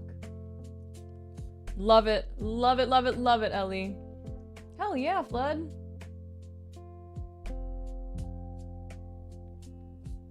Yeah, honestly, like, oh, it's such a difficult line to walk here. I would personally be encouraging a lot of like women to prioritize just being your own bestie, like learning how to really love yourself the way you would want to be loved if you were in a relationship, and see what that does for you. Because yeah, dating, from what I'm hearing these days, especially with this rise in like alt-right and the way that a lot of young men have been radicalized, it's a scary world out there, you know? Ellie. Just date women. It's usually when you're enjoying yourself the most, that's when unexpected people pop up. Yes, yes, yes. That's what I'm saying. Like, it's not just gonna be clubs or public events necessarily, right? Like, it's volunteering at an animal shelter, or joining some cool organization, or getting involved in some kind of like pickup sport, you know? Like, there's so many different fun things that you can be doing. But above all else, I just super suggest that all women, especially like younger women, that you focus on loving yourself so fucking hard and creating the life that feels right for you before taking on a relationship. Because if we're talking like a heteronormative relationship, if you're a gal, you're gonna be dating dudes, there are some things to be aware of that are statistically very common, right?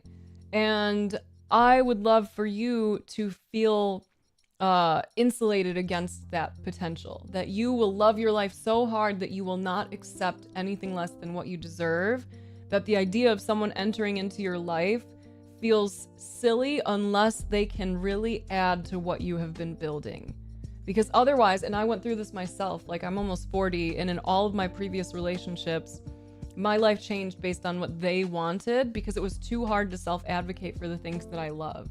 So all the things that mattered to me got just pushed down, and what mattered to the dude is what we did. And, you know, granted, those relationships were abusive, but honestly, a lot of how young women and men have been taught to date and socialize is kind of abusive in nature. Like, there's power dynamics because of the patriarchy, right? Gay agenda and stuff, yes.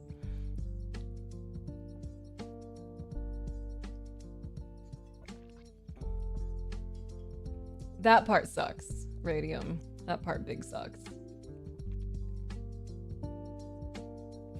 Dancing at the lesbian bar. I'm still thinking about food. What do I want to eat today, children's?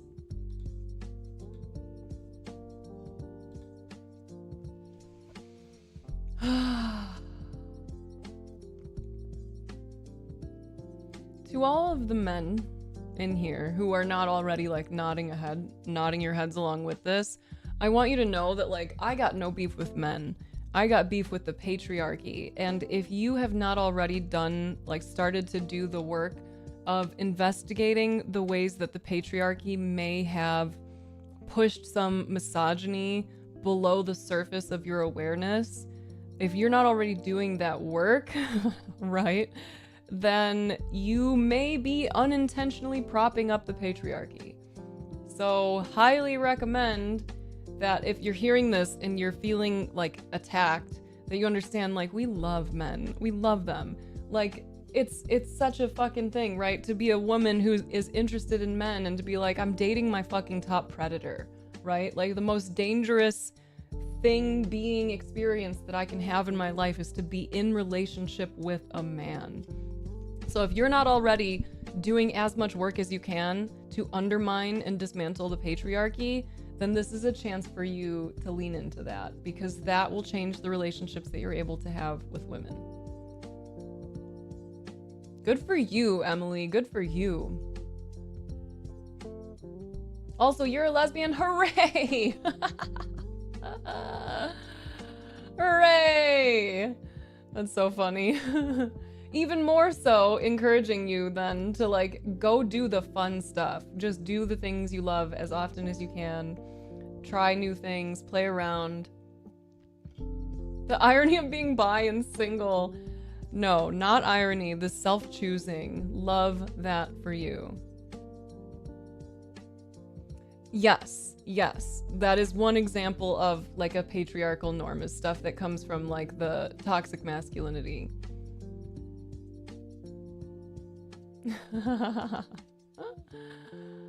Oh man, I don't come across as desperate enough. Oof, the pain of that.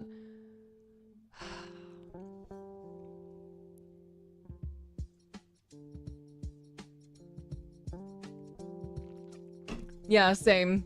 And it's funny too, because like I've seen this pointed out elsewhere, that like, you know, we grow up with like dads being like, I know what men are like, so you can't be around them, you know, and like guys being like, no, you can't have guy friends, I know what guys are like, or like, oh, this is locker room talk, this is what guys are like. And then when you say like, I actually don't feel safe around men because of some of these things, they're like, what do you mean? Actually, women are the ones who are the problem. They're the reasons why we are whatever. Like, just bleh.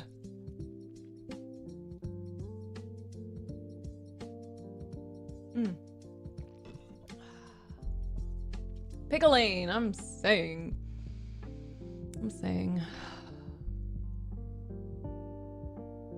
Also women. Love women. So cool to be a woman. So excited to exist in this world as a wayman. You've gotten the not all men routine before and you just wanted to leave, right? Not all men, but somehow pretty fucking consistently a man. Yes. Even and equal. And you know, like, I think looking at things in like an equitable way can also be really valuable, because it's not always going to be perfectly even and equal. But if you have the safety in your relationship to say like, during this time I need things this way, or like would like to do things this way, other times like I can support you a little bit more because whatever, like I think that is so valuable for it not to be like a super rigid, no, we're 50-50, bro, you deal with that, But like, yes, we aim for this and we also adapt based on whatever. Yes, Tony. And like, I am a former pick-me. Like, I absolutely had that pick-me energy at some point because I already liked a lot of boy things. I was already called a tomboy. So I spent so much time with other guys and men that it was so common to hear them just shit on anything even remotely feminine. And it really fucked up my brain for a while. Like, I still am working with the way that I feel unsafe if I show up in the world in a way that feels too feminine. And like, there's some reality to that, right? Like, if I call attention to myself by being like attractive and wearing something cute in the world, I feel more at risk, right? It sucks. It's so dumb. But I definitely spent some time thinking that it was like other women who were the problem and not the patriarchy. Yes, oh, KK. We just watched this documentary on Andrea Gibson. They were an incredible poet, like really beautiful stuff. And they were in this beautiful queer relationship. And seeing all of the people around them that were queer, oh, bless you. And seeing the way that their relationship was without all of those rigid gender norms was just so beautiful. It was so intimate and so sweet. Dang, Corpus, that's a lot.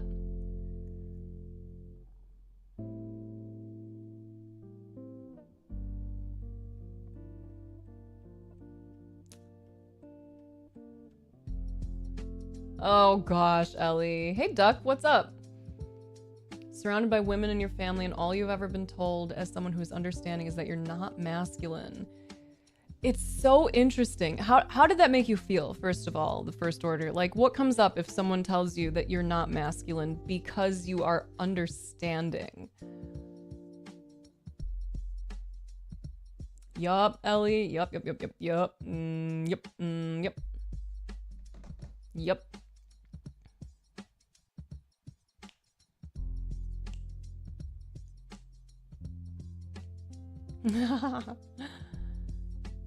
Yes, it's so dumb.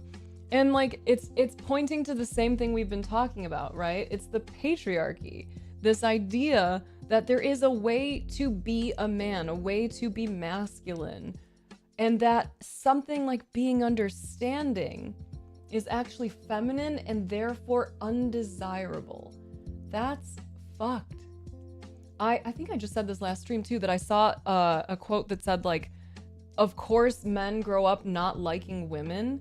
They were never taught like how to be a man. They were taught from a young age how not to be a woman. Don't run like a girl. Don't cry like a girl. Don't whatever, like anything that a guy would do at a young age, if it was even slightly perceived as feminine, they would get shit on for it. So of course they grow up hating us. They've been taught from a young age that who we are just existing as is wrong, is bad, is undesirable. Yes, Ellie. Same with school shooters, right? Or mass shooters, I should say. So stifling, Jade. So stifling. Literally first order. And you know what else is something that I found interesting in that same kind of line of conversation is, where did it go? Hold on. It ran away. Oh, that there's no female equivalent to emasculated. That for men, there is like a possibility that someone could make you feel like less of a man, by doing something, by behaving in some way or doing something or offering you something or caring for you in some way. Like if you're in a hetero relationship and your female partner makes more money than you feel emasculated by this. And I know that this is not like a universal thing that all men deal with that, but the fact that that exists in the first place, I think is super interesting. That there is a way for someone to feel like less of they are strictly because of behavior, clothing, whatever. It's goofy. Oh, thank you, Rain and Ruin. Thank you for sharing that. I really appreciate it. You'd happily be a stay-at-home dad? Oh, One of my friends is a therapist also, and she has her husband is a stay-at-home dad, and I love it. Love it. Oh, yeah.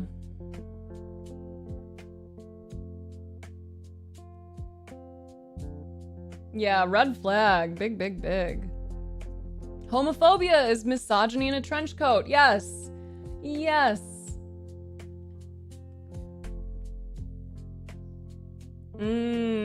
I will acknowledge, I had some moments of dating women, and it is an interesting space. It can be tricky. It can definitely be tricky because, you know, we're used to this sort of like rule set of what dating looks like, and then when you are, you know, the same gender, it can be strange to figure out how that all works.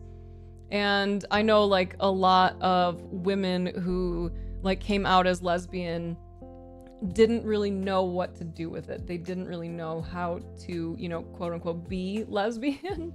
Not in like I don't know how to like love like women, but how to be in relationship with anyone, women or otherwise. That part is so interesting, Ellie. Yes. Yep. Dude, and oh my gosh, let me see if I can find it. No, actually, we're not going that way right now. We're not going to. The Black community deals with it a ton. Very sad. Very sad.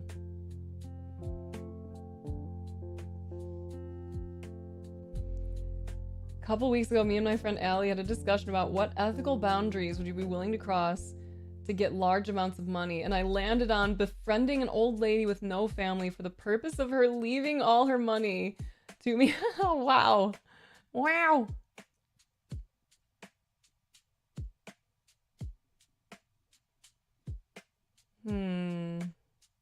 You're one of this. My severe depression can affect a room if I let it. How are you working with that? Yeah, that is interesting to see like the stuff that the stuff where you're like, dang, I do have a price. I do have a price.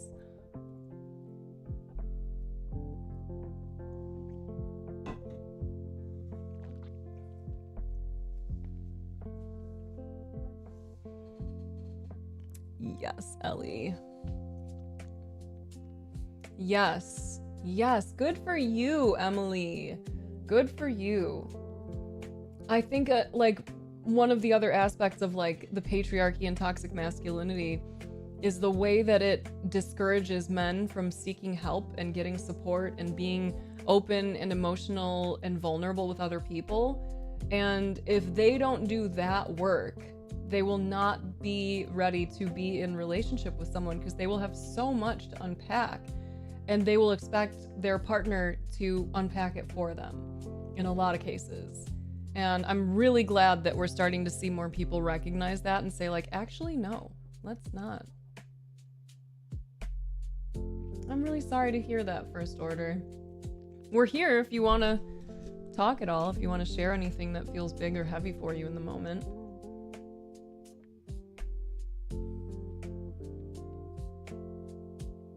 Yes, Ellie.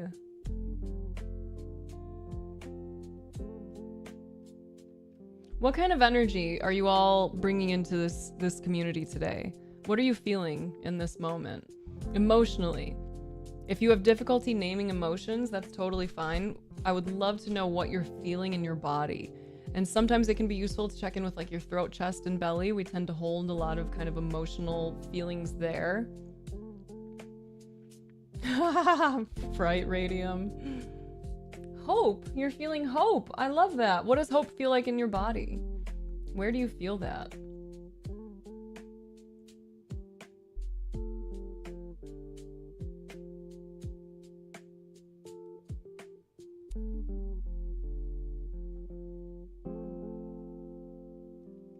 Loads of different emotions. You're just getting like a bunch of waves of stuff.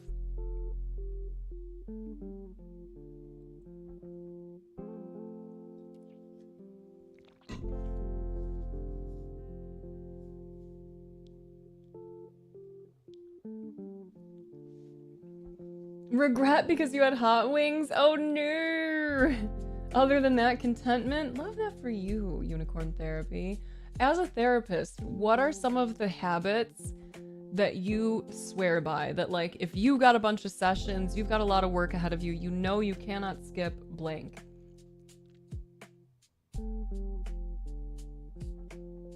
You've been abusing government aid, which isn't good. I mean, we don't need to ascribe some kind of, like, moral judgment on that.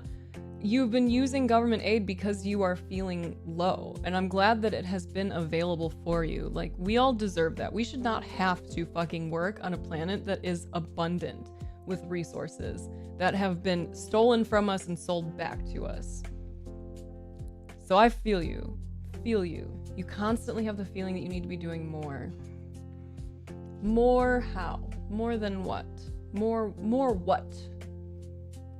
Also, the hot wings, Unicorn Therapy, are they gonna mess up your bum bum and your tum tum? Is that the regret, or is it just that your mouth is still on fire?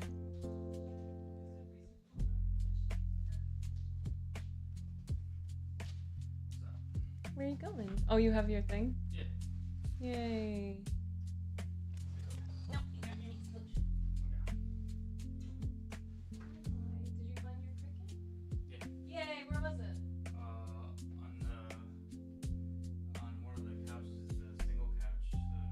Oh, like the really big chair? Yeah. That thing's like a black hole. Everything goes in there. And you're not looking forward to the aftermath. Prayers up for your booty.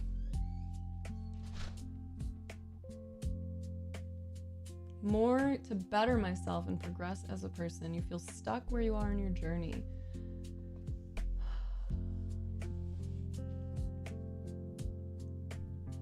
What comes up for me when I hear that, Jade, is I love growth, right? I think that growth is amazing. It should be in my purse. Unchecked growth is basically cancer, right? So we want it to be intentional and to be thoughtful and to be beneficial for us and the kind of greater experience of this life, right?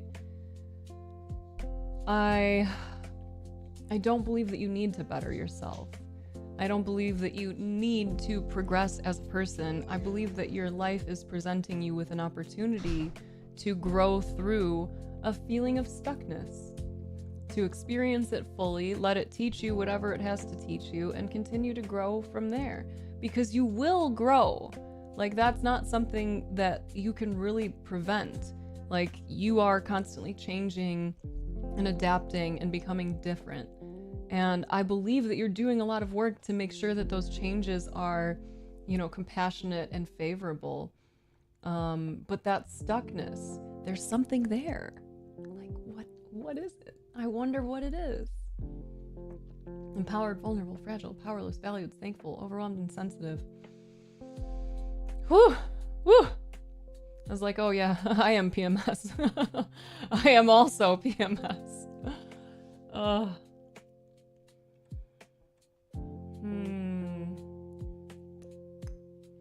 I've been so lonely the last few years. I have a job I love, friends and family. I even bought a house. Go you, Emily! I feel like I'm so ready for a relationship, but recently been rejected. I'm sorry for your loneliness, my friend. If you were to tune into the experience of being lonely, what does that feel like to you? What's the story behind it? What are you desiring in those moments when you're feeling lonely?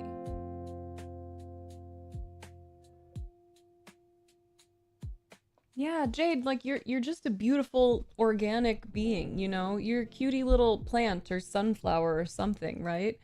And if you are finding that growth isn't happening, maybe there's a soil amendment that's needed. Maybe there's some nutrients that you're not getting. Maybe you need more sunlight. Maybe you need more time with people, with community.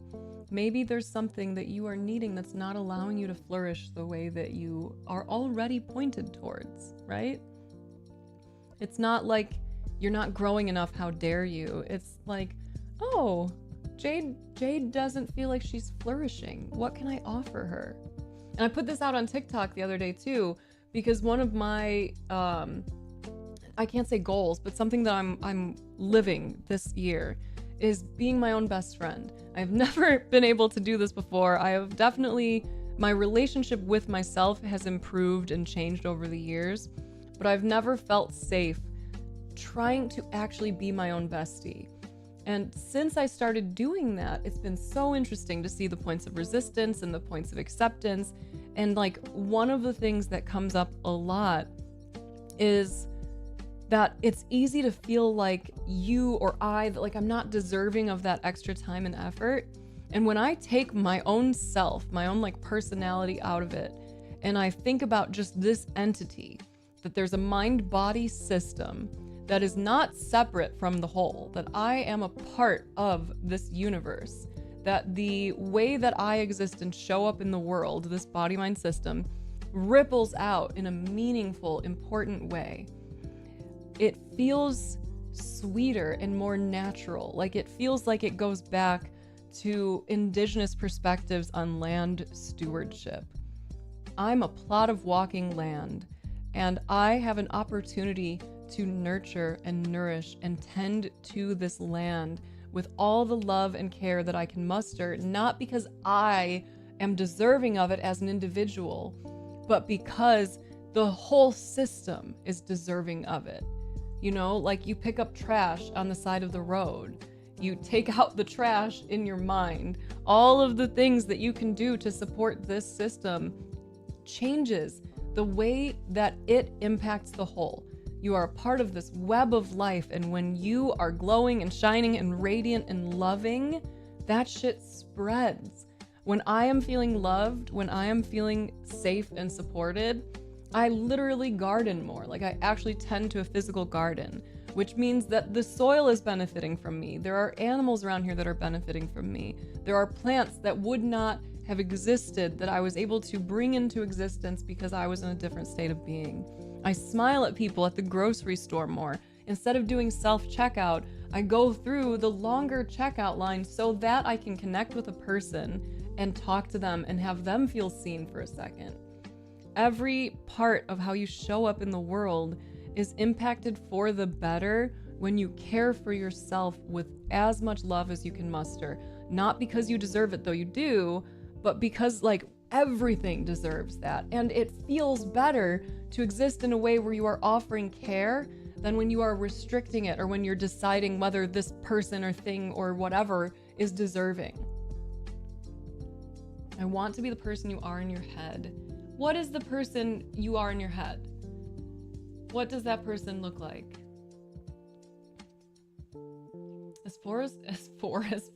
As for how I approach my cases in a day, I make sure I am sound before my sessions. I have mantras I practice, which I call "Where is my inner critic?" I describe where my inner critic is in the room, what they're saying and projecting, and I rev myself up by calling out their lies, deceptions, and criticism. Love that. Similar to how one does empty chair in Gestalt therapy. I'm unfamiliar. I remember looking into it like once, but there's not much that comes up for Gestalt. Called out, just started my period. you know, like, that's a familiar pattern. Me too. Someone to hug and laugh with, someone to share my day-to-day with, someone to make plans with, someone that loves me because we're each other's favorite person. That is so beautiful. I want you to have that too. I would love that for you. And do you offer that to yourself now? Do you hug yourself? Do you find ways to make yourself laugh? Do you share parts of your day-to-day that feel cool with yourself? Do you talk about it? Do you express it? Do you journal it? Do you make plans for yourself to go and treat yourself to a nice meal, or go on that hike you really wanted, or go do that thing you're interested in? Do you offer yourself love and let yourself be your own favorite person?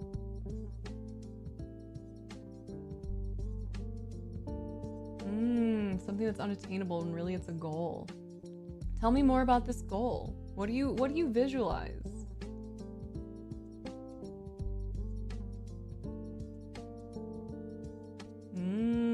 Interesting. Cool, Flood. Yes, Myth. Exactly what I'm saying. Yeah, Ellie. Have a great night. Bye, bye, bye, bye, bye. Shooper, how's the stuff with your friend going?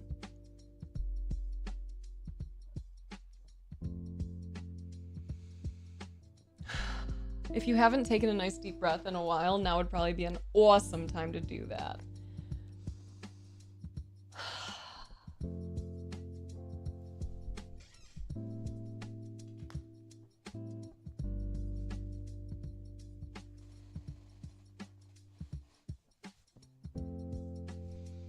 We're about to take the hair down and see how it's doing. I like to like dry my hair almost all of the way, and then I put it into one of these little guys, or put one of my little sticks, in my hair, and then let it down and see what it does, because sometimes it gives me some really cool texture. And I wanted it to be lower today. Okay. When it smells so good, when it's like freshly cleaned and then it just comes down out of something, that little bit of like moisture that's still in there, like, oh, it smells amazing. Yeah, I like it. I would have actually gone for a little more volume up here. I think next time I'll actually bring the ponytail up a little. I didn't want it to be too much up here, but yeah, that'll work.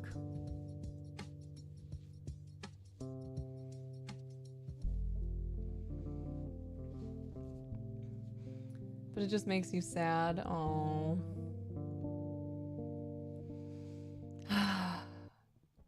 How does that feel in your body? What are you believing when the sadness is there?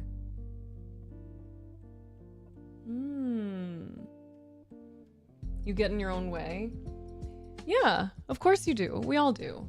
Like we were talking about earlier when we were talking about grief. I'm not sure if you were here. Like, you know, there's a version of you that thinks like, but I am not capable of this. I wouldn't make it. And that part of you may be correct. That part of you might have to die before you can allow yourself to be more, you know? But as soon as the ego gets the sense that you're trying to do something that would essentially render that ego like non-existent, and a new identity would basically be birthed, the ego is like, no, resistance, don't do that. I want to live. I love being here and being all that there is.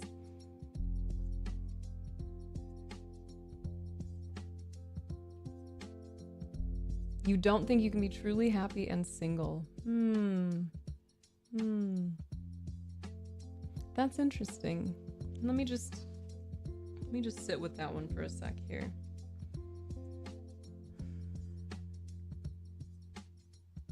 What does truly happy mean to you? Honestly, that is a really genuinely having a little being to offer love to. I love that I have like the cats now. And my birth mom's dog is around here sometimes, but like I love having the cats because sometimes I can't just like squeeze hug my daughter or my partner, but like a kitty's there. I can go give that kitty some smooches, and I love the way it feels to express love.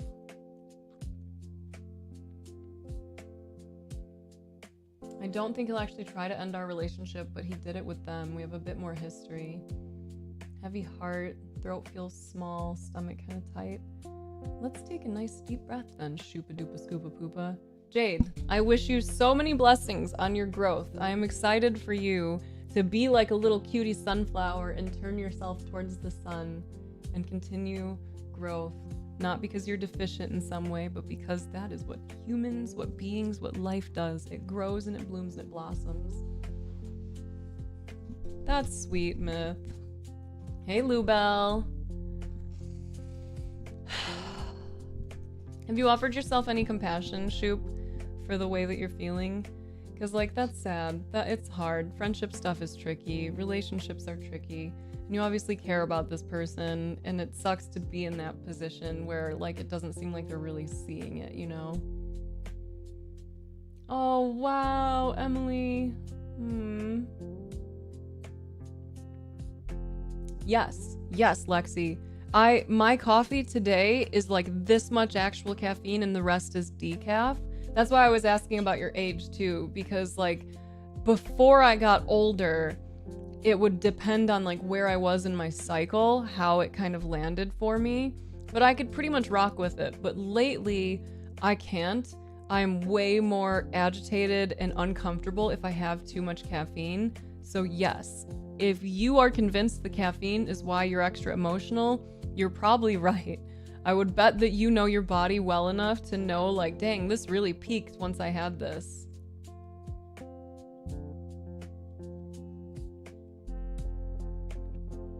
Trying to be someone you weren't for your parents since it felt forced. Okay, so you see yourself being an entrepreneur, trying to help people make more money, teach those without knowledge to be able to try things without money, or maybe become a producer. Okay, so first order. I triple dog dare you to pick something to move towards. To pick one of those things, right? You visualize yourself as an entrepreneur or as a producer. You love music, those feel like they're the right paths for you. Pick one and give it a fucking shot. So that's the first part of the triple dog dare, is to just pick one. And I, like, honestly, you're here, you're opening, you're sharing. You might be in a space right now where if you really listen and you say, which should I choose? Like, you take a deep breath, let your body calm, and then you say, which should I choose? Do I want to do entrepreneurial stuff? Do I want to do music? Whatever the brain comes up with, just run with it. Just run with it. Take one step today towards that goal, towards that vision you have for yourself, and continue to revisit that vision, because if you can see it, you can live it. And our minds are such incredible, powerful tools for, again, this like manifestation, for making our lives what we know we deserve, what we know we want. I have managed to have such success in such silly ways sometimes that like it just blows my mind, right? Like the houses we've lived in, the last 2 houses, I imagined and I wrote down exactly what I was looking for. I wanted big windows. I wanted some space to be outside. I wanted a big bathtub. I wanted a kitchen that had more space so I could actually like cook and get more into it. I visualized it. I imagined it. I wrote it out. I read it. The first house we found when we were moving from Illinois to Phoenix had all of that. And we got it. And I think part of why we got it is because every day after I first applied for the place, I pulled up the pictures of the place and I picked one. There was an outside little patio area. I would pull up that picture every day. I would envision myself sitting there with a joint and a cup of coffee, journaling, writing, working on my stuff.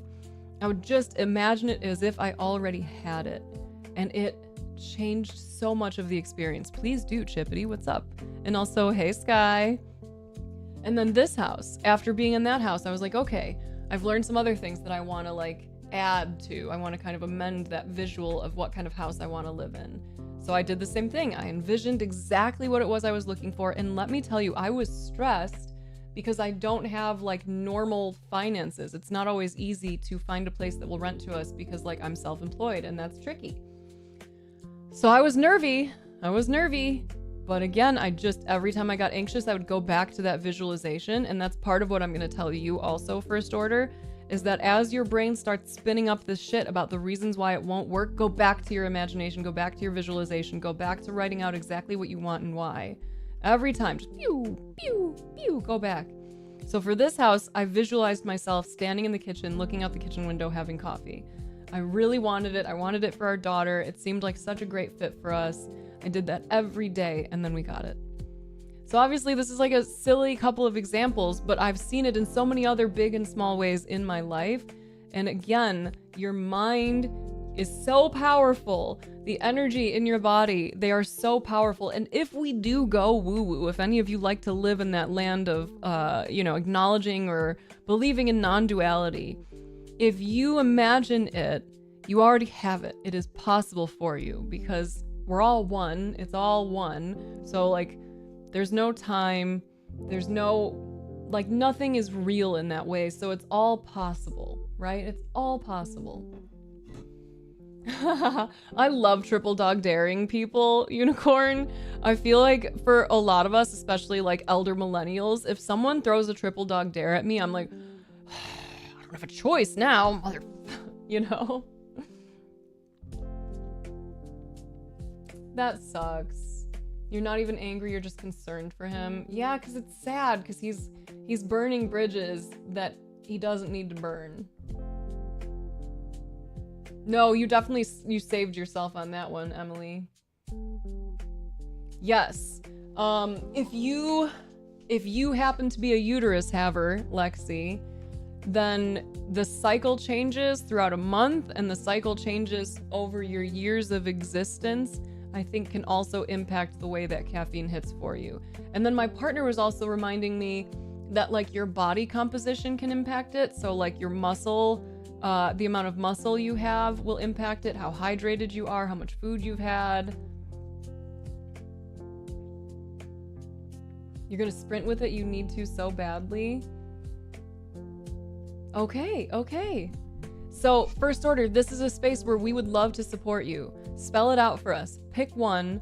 Write out all of the details you can muster about how future you lives. So if you have this life that you want, if you have this life that you desire, how do you operate? How do you exist in that? How do you feel? What do you do with your day?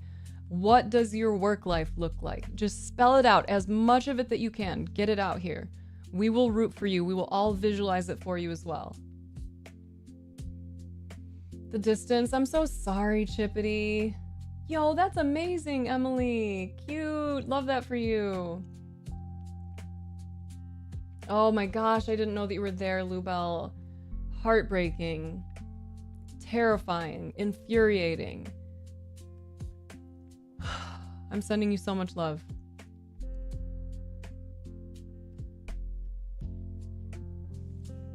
$2027, but it seems like time is just dragging. Oh, I'm so sorry.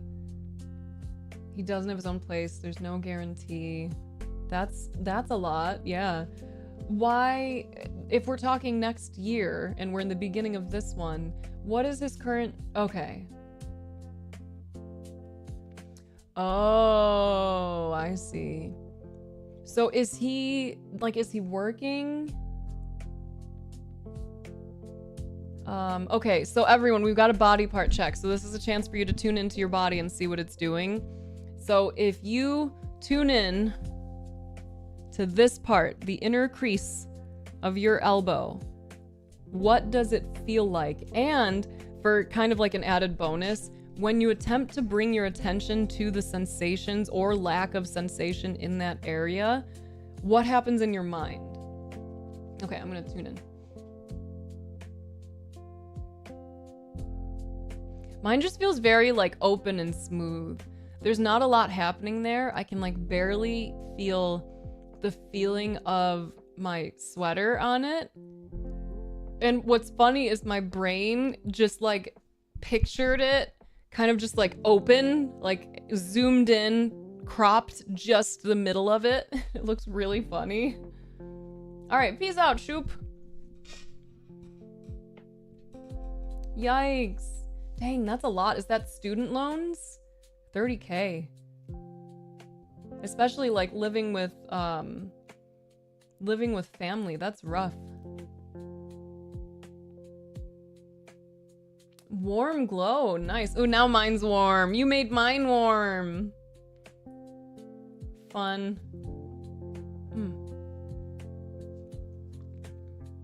Credit card debt. Yikes. Has he changed his credit card habits? Like, if you're gonna be immigrating here, right? Oh no! Has he changed that? Is he still doing that stuff? Dabbity dabs, what's up, bruh? Cause, you know, financial issues can be so hard on a relationship. No, not at all unusual. And honestly, like, if your parent dynamic is good, is healthy, stay as long as you fucking can. It's so expensive. Have you seen how expensive toilet paper is? And that's just one teeny bit of the stuff that you need to live on your own. What up, Ushmain?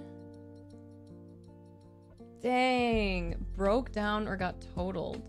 That's rough.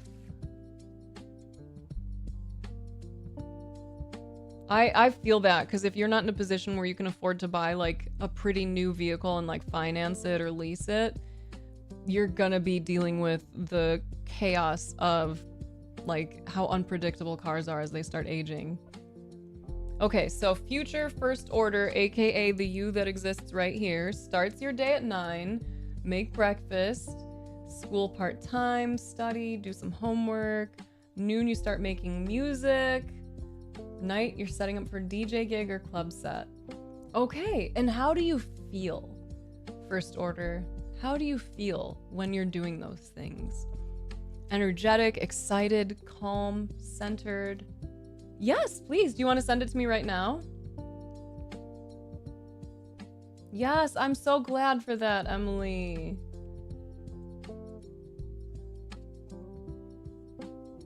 It sounds beautiful, first order. I believe that you can have that. I believe that you can make that happen.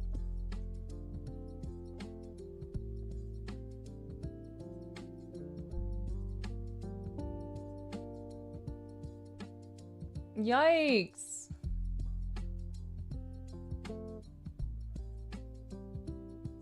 Not allowed to eat in their bedrooms, not allowed to have guests stay overnight. Yikes.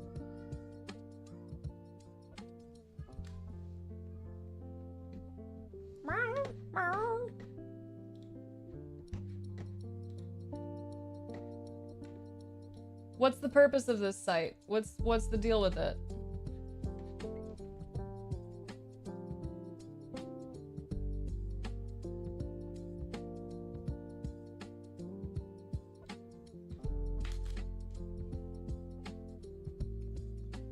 Bless you. Do you know where to sell usernames or accounts? I don't actually. Why? Yikes. Well, that guy is lame. He said he doesn't know you well enough. Blech. Oh my god, shut up, Ushman! Look at your fucking cute-ass self in that picture. Wow.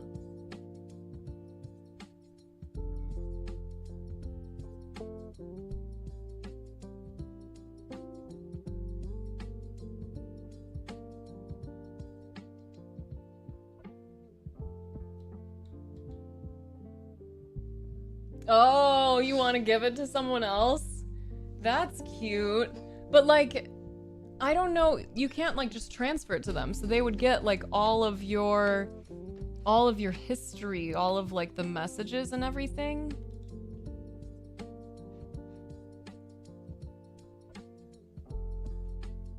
Ah! Kitty.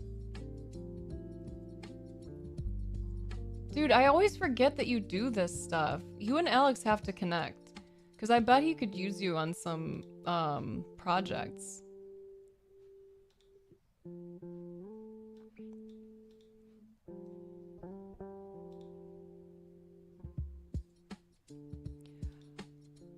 Okay, so my first impulse or impression when I'm going through your, like, job history and stuff is just that it's so much text.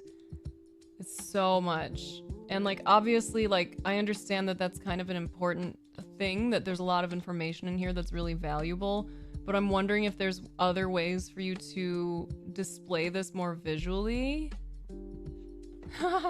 I want a goth mommy. What's up? What color is it?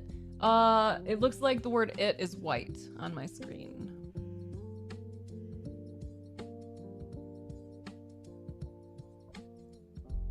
Has to pay him $250? Yuckles. What are you gonna change your name to, Dabs? It's really clean, yes, but it's also, that's a lot of text, my guy. And like, I would be interested to see someone who maybe doesn't have the best vision, someone who uses like glasses and stuff, how they feel. Because like, I love dark mode. I typically go for it, but I also know it's not ideal for everyone. I like that you have the thing to download your resume too.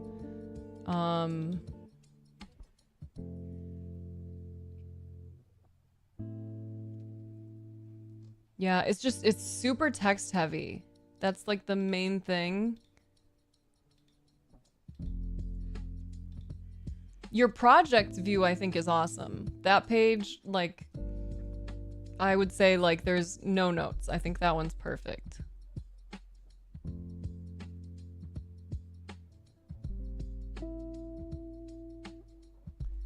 Oh, yeah, because is he not wanting to move out? Yes, Emily, you can do your own thing. You can make it your own. You can get as whimsical or weird or whatever as you want.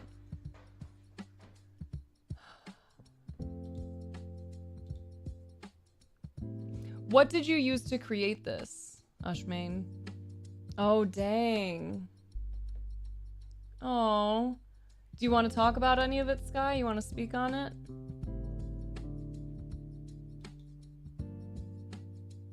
Pay for your meds, yikes. So I'm assuming that he will be expected to pay for you to live there. How do you think it will feel to live there? Like, what was it like being around his family? Because, like, you know, this is your fiance, right? Like, you're choosing this family. Does this feel like this is gonna be the dynamic that you want, like, long term? Like, do you feel that he knows how to stand up to them to some degree and have your back in ways that are meaningful? Oh, I feel that, Sky. And then you miss your dad. Oh. Nicole, how you doing? Next.js and React, so JavaScript. Did you do it by hand or did you use AI? Did you use like Claude Code or anything? Or Alex was telling me more about Next.js, but it's been a while, so I don't fully remember it. Yes, Emily, I am rooting for you so fucking hard. Please go have a beautiful day. Be kind to yourself. Have some fun. It's been great talking to you. Oh, hello. Welcome back. Getting ready for a short shift. Noise. Where did you come up with the design, Ushmain? Mostly done yourself? Yeah. There's some aspects of it that read as AI for me. Yeah, like, I think the like, incredible text heaviness is really important. Like, in terms of, like, website design, we're usually trying to find, like, calls to action and have some, like... I could tell the text was AI because, my god, it loves those M dashes. And, like, I feel like I have a pretty good read on when someone just, like, I love an M dash myself. So I can usually, I think, tell when someone's just an M dash user versus someone who probably had, like, AI do it. So let's see.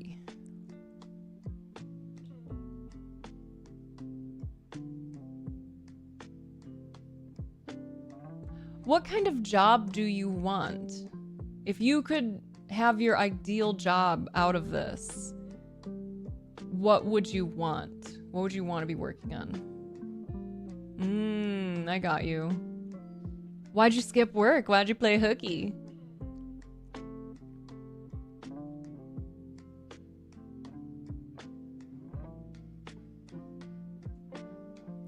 Oh. Yeah, yikes. Lexi, I'm sending you so much love. I hope that you have a beautiful day. I hope that you offer yourself so much love and care.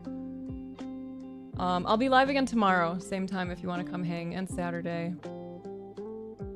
Also, you might enjoy the Discord and the Patreon. You, anyone else who's been hanging?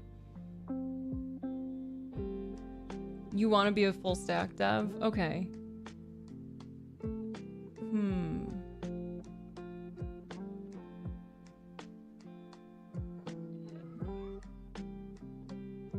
Oh, that's interesting. Yeah, I don't know too much in terms of the messages. Whoa, girl.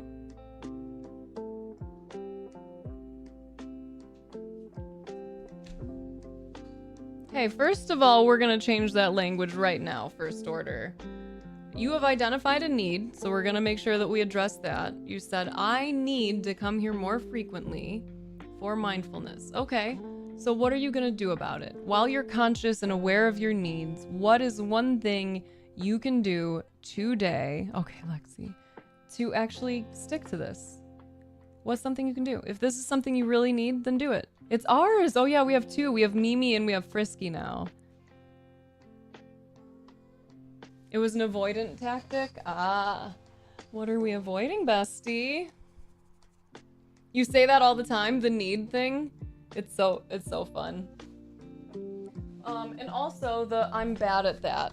That is now a little trigger word for you, First Order. Every time you hear yourself talking shit about yourself, saying, I'm bad at that, I just can't seem to get that together, or whatever, anytime you say something like that, I want you to imagine that I am showing up in your head, riding a dinosaur this time. I'm on top of a velociraptor, and I am just yelling at you, like with a megaphone, be kind to my friend. This is me holding a megaphone. It's like, you know, so I'm yelling, be kind to my friend. Speak kindly on yourself.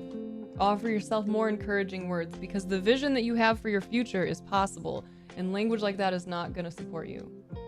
No, a real velociraptor. I wish that she would come back so I could show you, because she's so sweet too. Frisky baby!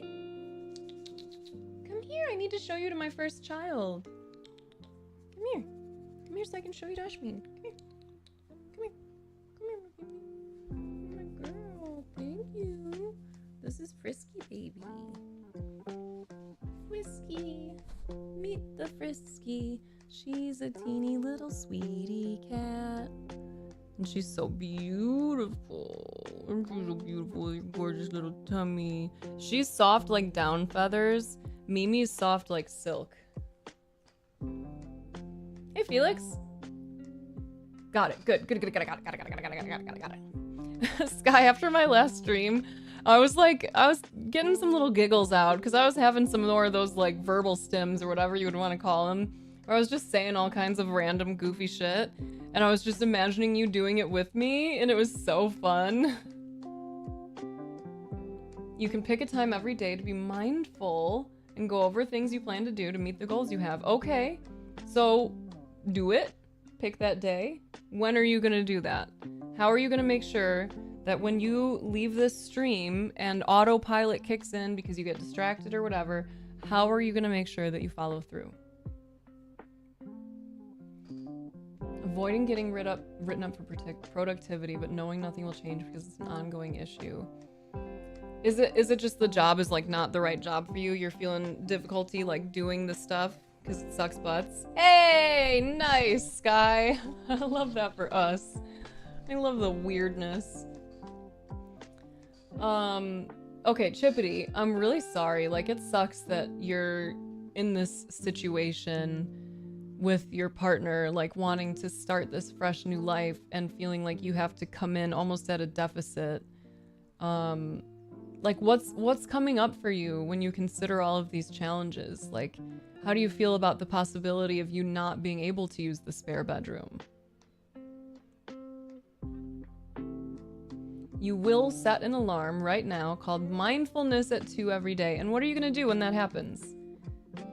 And do you need to do anything else to get yourself set up for it?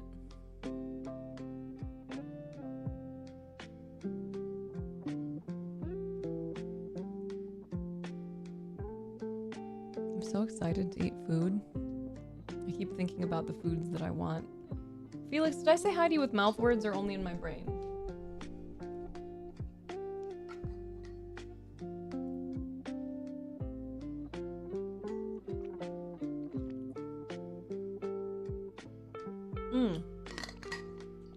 Ashmain, send your website to Alex. I think he's got a pretty good eye for design these days. And tell him what your goal is, because I think having like a more specific call to action that's saying like, I'm looking for this type of work and I know I bring this to the table, I think that might be beneficial, because it's a lot of text. And if you think about someone who's in the position of hiring someone, they're probably not gonna want to read all of that. Like, they have other people applying, they have other stuff to look into. I think that it's just a bit too text heavy, and there's some design elements that feel very AI, like on the hobbies page, the little menu across the top. Have you been working with Figma? Alex has gotten really comfortable in Figma lately. The little icons across the top on your hobbies page are very AI. Ah! The website's not responsive! Ushmane! No! Okay, that's huge. The website is not responsive. I just minimized the screen a lot and the elements didn't rearrange to fit. So if someone's viewing this on mobile, let me see.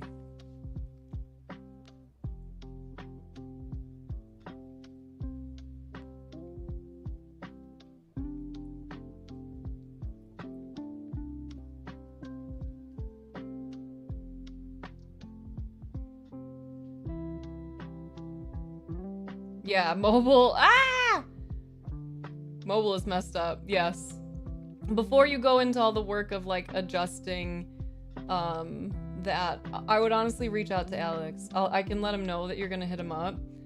But that's my big suggestion, is for you guys to kind of like work, maybe collaborate on this. He can probably offer you some cool feedback. Maybe he can even help you come up with like a Figma design or something depending on his time.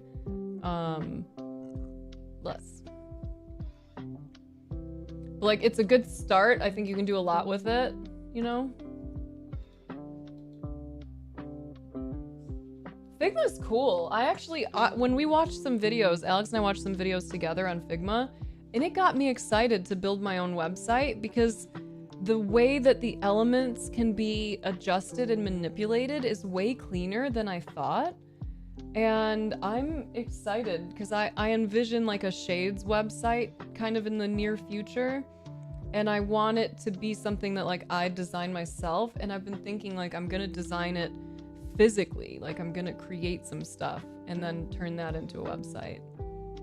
Yeah, I mean, it's in terms of like a first step for web dev, it's a great first step.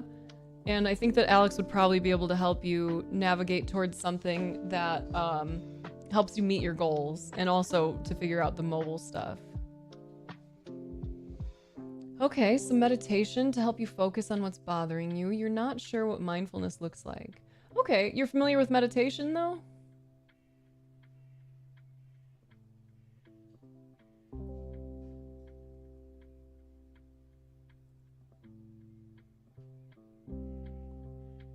How so what?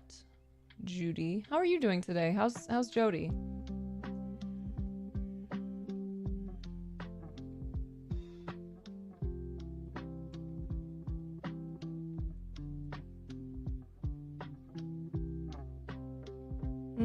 Good for you.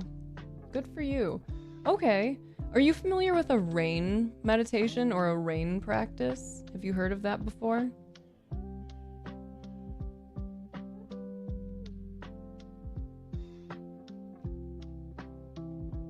You have not. Neat! Are you in a rush to go anywhere? Are you running out of here anytime soon?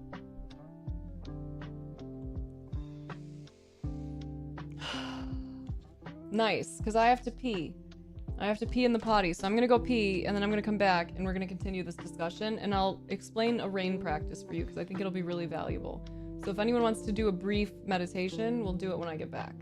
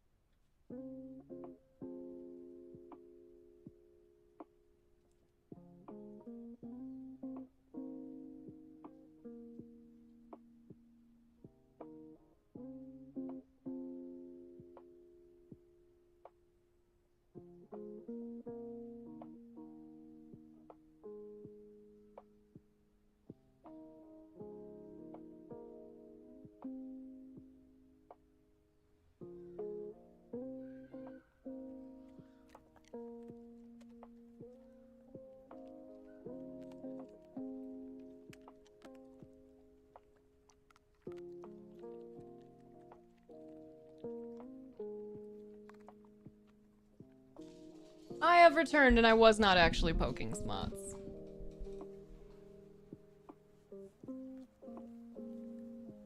Oh, that sucks. 15 months.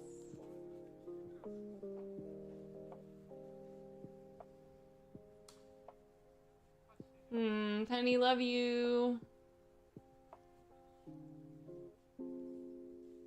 It's me, I'm here. Hi. Hello. I don't know which way you want to go. That way?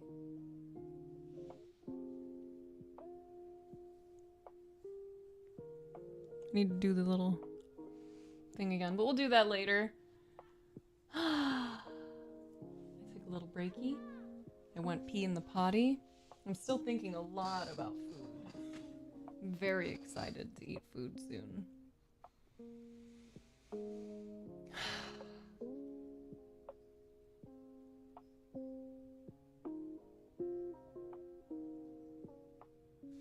Okay. First order. Are you still here? Who's still here? Wave, throw your ass in a circle, do something so that I know who I get to address here.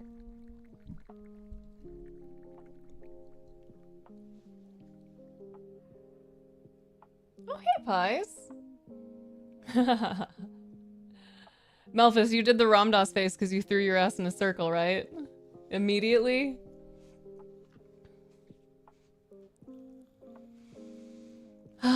You're alive! How's your tum-tum? Nice, Dabs, nice. Wait, did you answer me? What are you thinking of naming yourself? You had good thinky thoughts last night and you're in a good mood. That's nice. You know, I actually thought of you today while I was doing my bangs. Because I was like using my hair dryer again and trying to like style these little cutie pies. And I just think of your hair. You have such beautiful hair. And I was like, I just want Penny to see it. So happy that you're here. Like, I just want you to see. Just validate that I did it. I made some little waves by putting my hair in a little bun, too. Okay, so raise your hand or a foot or a penis if you are familiar with the RAIN practice. R-A-I-N. RAIN practice. It can be as a meditation or just as like a kind of introspective process. Your family nickname? What is it? Sky, I pictured you like sitting and just going like this, like, even though you don't have a penis. Oh, it's great. It's great. My chair's so squeaky. Do you like it? Would be cool if you did, though. I pictured you doing it, so in a way you did. Okay, familiar, familiar. Others unfamiliar.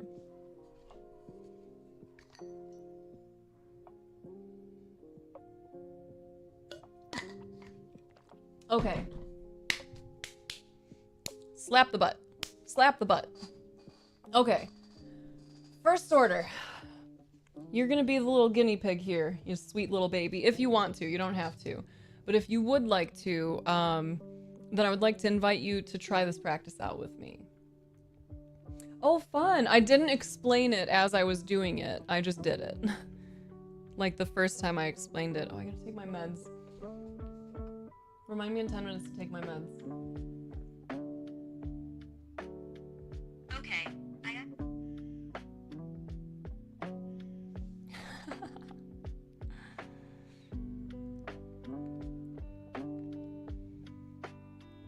Okay. Cool.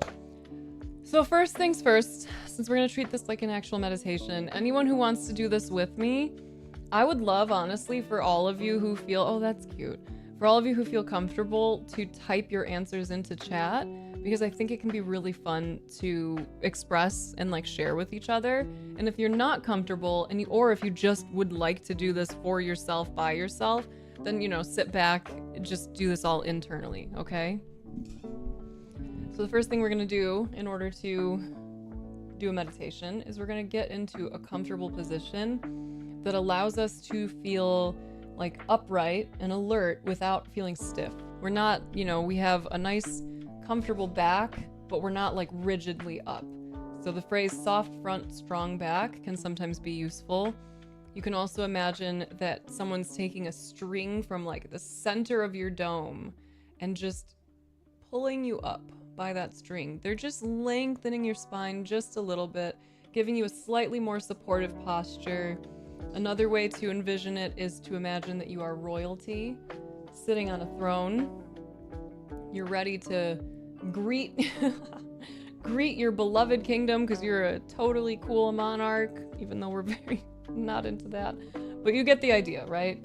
Some kind of regal posture. You might want to roll out your shoulders a bit. If they feel a little tense, sometimes it helps to bring them up to your ears and squeeze, and then let them come down on a deep breath. Yay! Okay, so if you feel comfortable doing so, this would be a great time for you to close your eyes. If closing your eyes does not feel safe for you, then you can just lower your gaze. You can relax your gaze. Get the gaze relaxed. Just focus, like, look at something without focusing on it, you know? Look towards the ground, look at the wall in front of you, and just let yourself kind of let it go.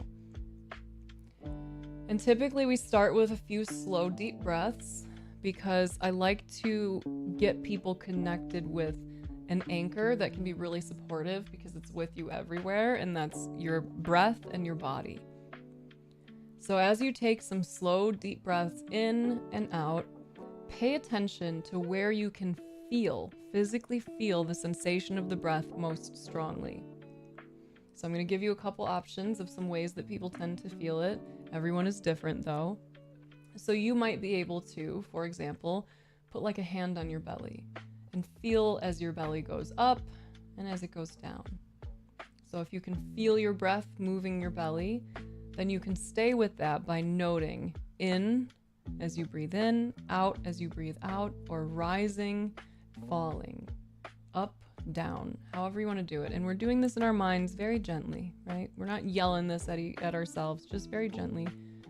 Rising, falling. You might notice the sensation of the breath as you take those deep breaths in your chest or in kind of the whole body.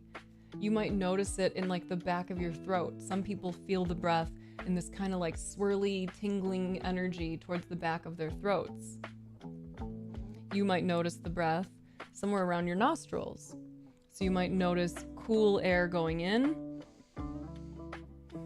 warm air going out.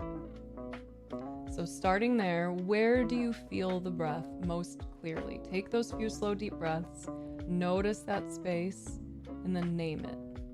And then we're gonna let the breathing return to whatever it is. Through your nose, okay.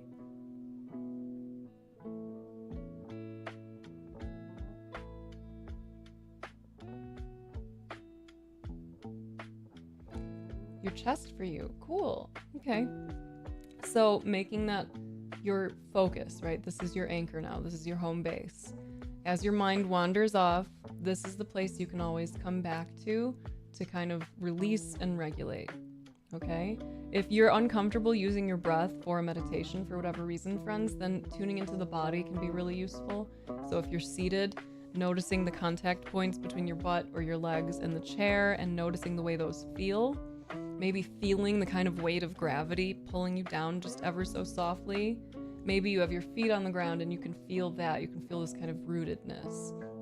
So find some place that can be your main anchor, okay? And we're gonna start this meditation by just staying there for just like 2 minutes. We'll keep it real brief. So your only goal for this first part of this meditation, and this is just a traditional mindfulness meditation, your first intention here is just to notice every time you leave your home base, you leave your anchor. Right now you're noticing your chest as it moves while you breathe. So you might be saying rising, falling, or in, out as it happens, as you feel it. That's a huge part of this. We're not just doing the intellectual, like it's up, it's down. We're feeling it, okay? So as you're noting up, down, rising, falling, in, out, your mind is gonna just jump into action and it's gonna try to think all kinds of thoughts, make all kinds of plans. You might start to notice different things around the room. There's a sound, there's a sensation, there's all emotions, all kinds of things are gonna come up. Whatever it is that comes up, notice it, name it gently, like thinking, planning, hearing, seeing, tasting, touching, sadness, grief, whatever it is that comes up, just naming it and then returning. Name and return. So we're going to do that for 2 minutes. Okay. And so for this 2 minutes, you don't have to tell me anything. You're just going to sit in this meditation. And every time you notice your mind has wandered, you're going to come back, okay? And I'll give you a couple little cues so you get reminded. That's what we're going to do. So tune in again, find that sensation of the breath, find that anchor, that home base, and set the intention to stay there so everything else can just arise and then fall again.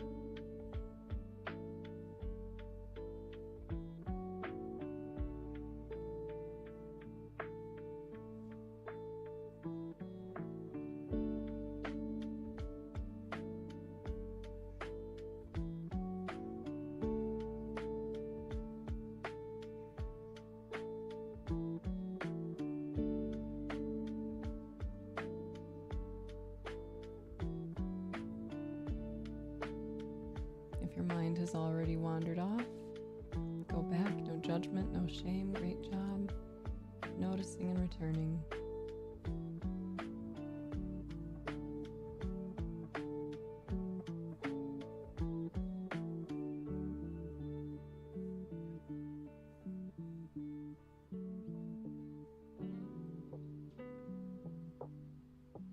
If you feel any tension building in your body, you can take a deep breath and release it. Softening your face, softening the belly.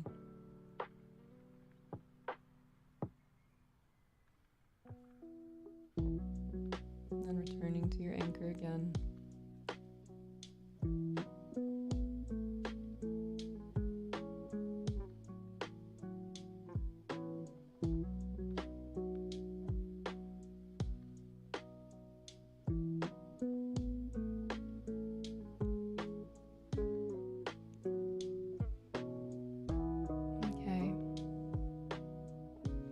We're going to start with this rain practice. So each of the letters stands for something. So staying in this meditative posture, however it is that you're currently existing, whether you're sitting, standing, laying down, walking.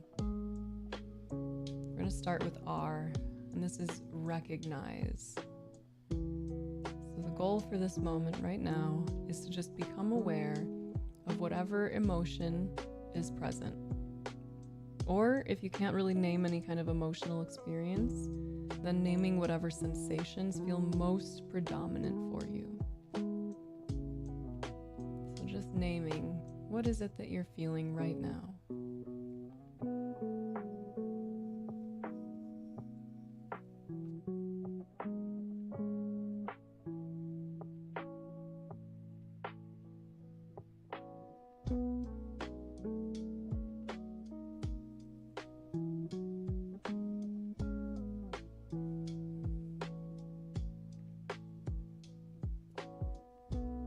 Now, if you'd like, you can express this into chat if you want to, or you can just name this for yourself. So naming, maybe sadness is here, maybe grief, maybe joy, maybe contentment, maybe anxiety, maybe irritation. Maybe there's no clear emotion, but you're just noticing a lot of tension or tightness somewhere in your body.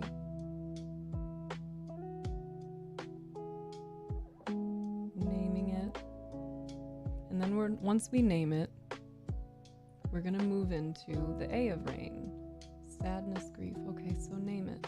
Sadness, grief, those are here. So now we're going to move into the A of rain, which is to allow those things to be here. And sometimes it helps to check in with your body and see if there's any kind of like heart guarding happening, if you're kind of moved forward or if you've crumpled a little bit around that sadness or grief. And if so, bringing those shoulders back again, really like exposing your heart space, opening your body physically and in your mind, in your heart, saying, okay, it's okay that it's here. It's okay that sadness or grief are present. And that doesn't mean that it's preferable, right? But it is here. Whatever is here, and we're going to stop resisting it. We're going to open up to the reality of our current experience and whatever that looks like. So just a mental process, a physical process, however it makes sense to you, you are going to accept and allow this. It's okay that you're feeling the way that you're feeling right now. Sometimes another deep breath, a nice long exhale can help with that as well. Then we're going to move into the I of rain, which is to investigate. So in this phase, we're going to ask the question, where do I feel this most clearly? The same way we did with the breath. Where do you feel the sadness and grief most clearly, and what does it feel like? And again, if you have difficulty tuning into your body, it can help to start with your throat, chest, or belly. Those tend to be emotional centers. But it could show up in a lot of different places, whatever it is you're feeling. So where do you notice that in the body, and what does it feel like? Does it feel like tension? Does it feel like tightness? Is there pulsing? Is there a temperature to it? Is there tingling? Is there a sort of numbness or muted sensation? Just whatever comes to mind to describe where you feel it and what it feels like. Again, you can put this in chat, or you can just express it. You can just feel it yourself, whatever feels right for you.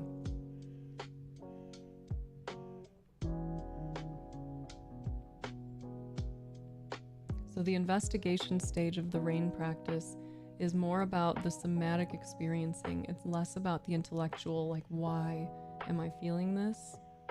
It's a lot more about where is it? What does it feel like to be in this moment experiencing sadness or grief?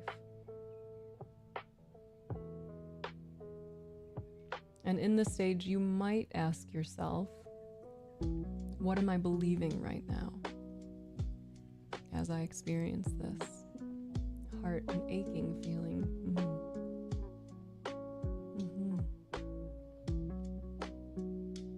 And what are you believing as you experience this?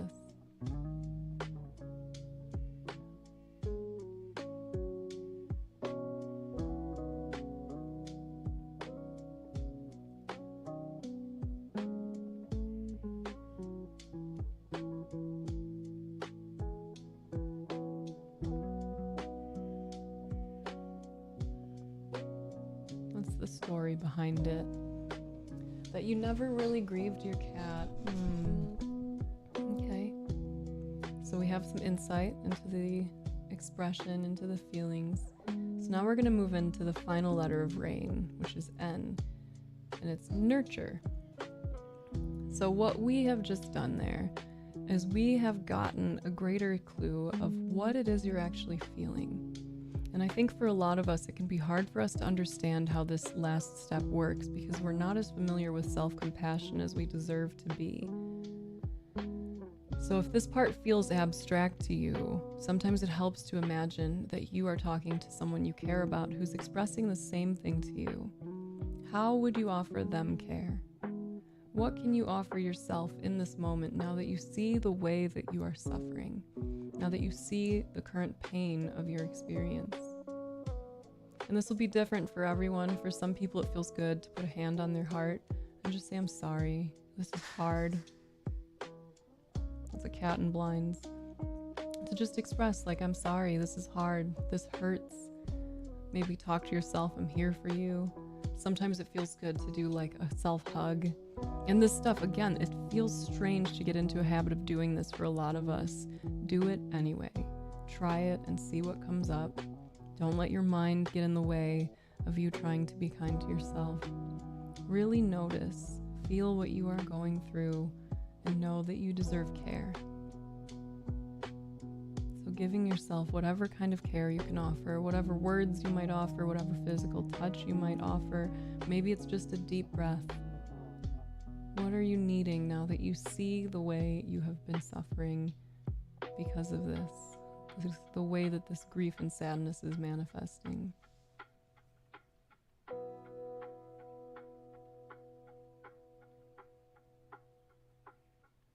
Maybe it's imagining someone you love who's not around anymore giving you a hug. Or imagining what someone who you care about would say to you if they knew what you were going through. What can you offer yourself to nurture, to offer some compassion?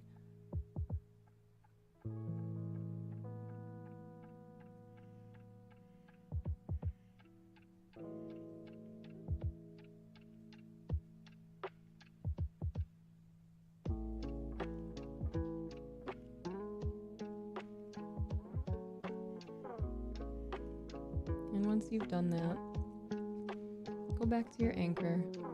Go back to your breath or to your body. And do your standard mindfulness meditation again, where whatever comes up, you just notice it and release. Go back to your breath. It doesn't matter if your mind is racing. It doesn't matter if it's bouncing like mad. It's all okay. That's beautiful.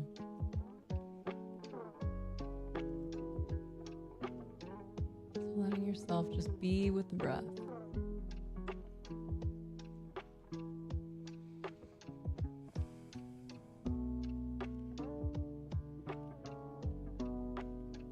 And at the sound of the bell, whenever you're feeling ready, if you've had your eyes closed, open them again. Otherwise, maybe you want to wiggle your fingers or your toes or bring some movement back into your body to come back into this space. And possibly even setting the intention to be more aware for the rest of the day. To be more aware so that you can offer yourself more self-kindness, more self-compassion.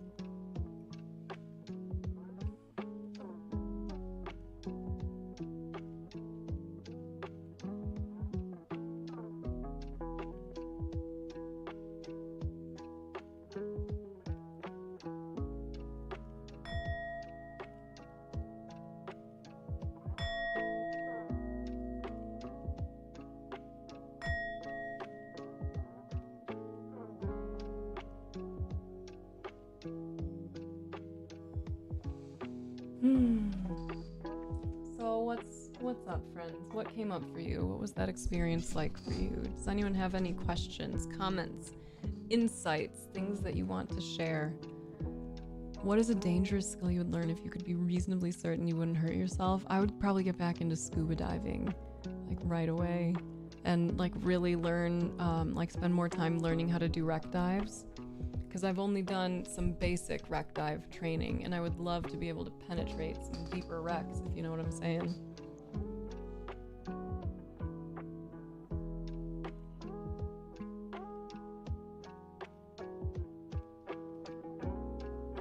What came up for you, Sky? I'm glad that I was able to offer it.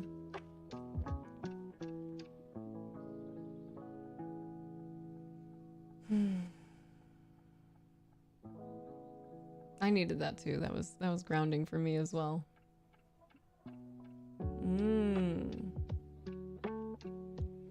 What did your self-compassion look like? What is that like for you?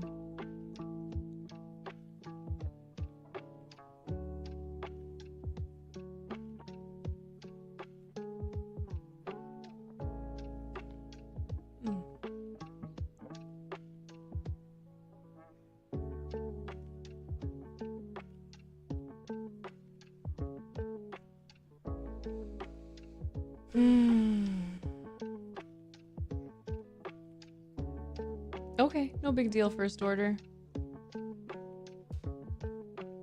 You thought a lot of loved ones hugging you? Oh, that's sweet. You were telling yourself it's okay to feel this way. Oh, that just reminded me the thing I said I was gonna show you kids earlier. I gotta find it now.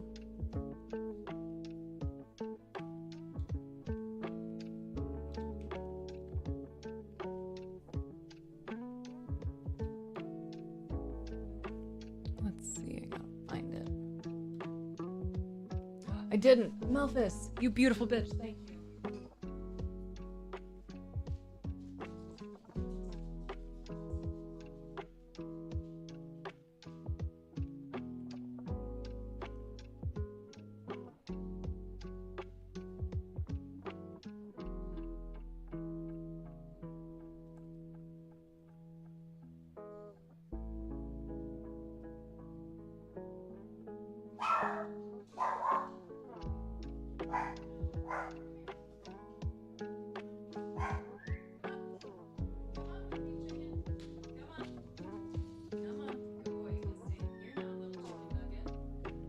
Little chicken baby.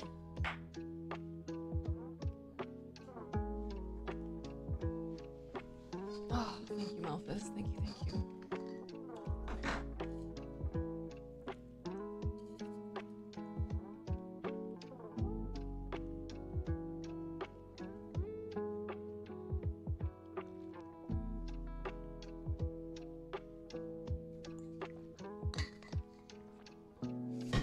All right, let me find it.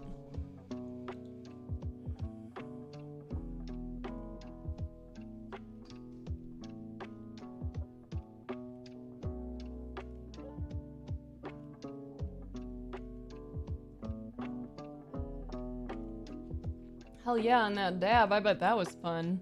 I actually brought my vape in here and I was like, I'm a little tempted. Might be willing to do it. Just a little teeny puffy, puffy, puffy.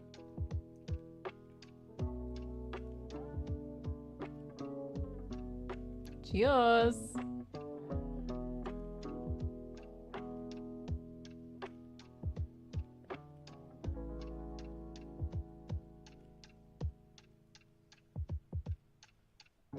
I'm glad that it helped you.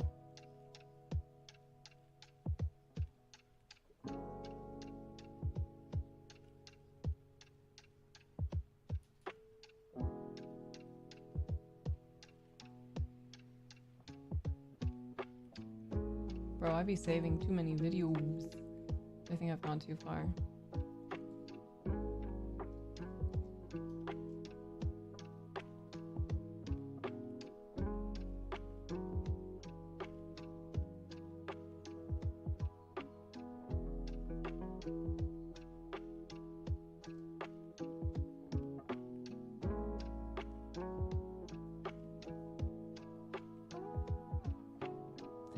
Save it here? Is it just in my likes? Because that'll mean I'll really have to dig for it. I will find it.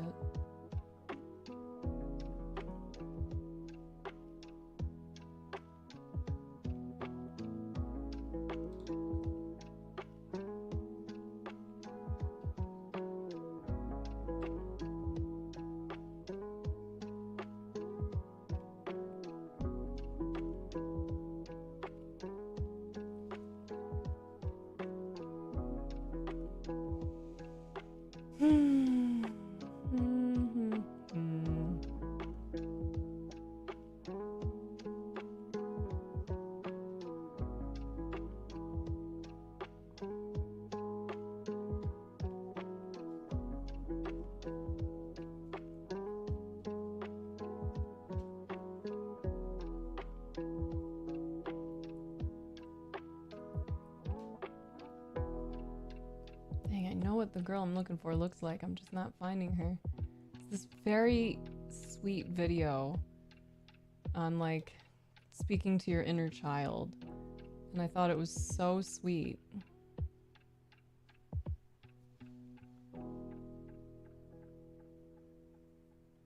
I might have lost it.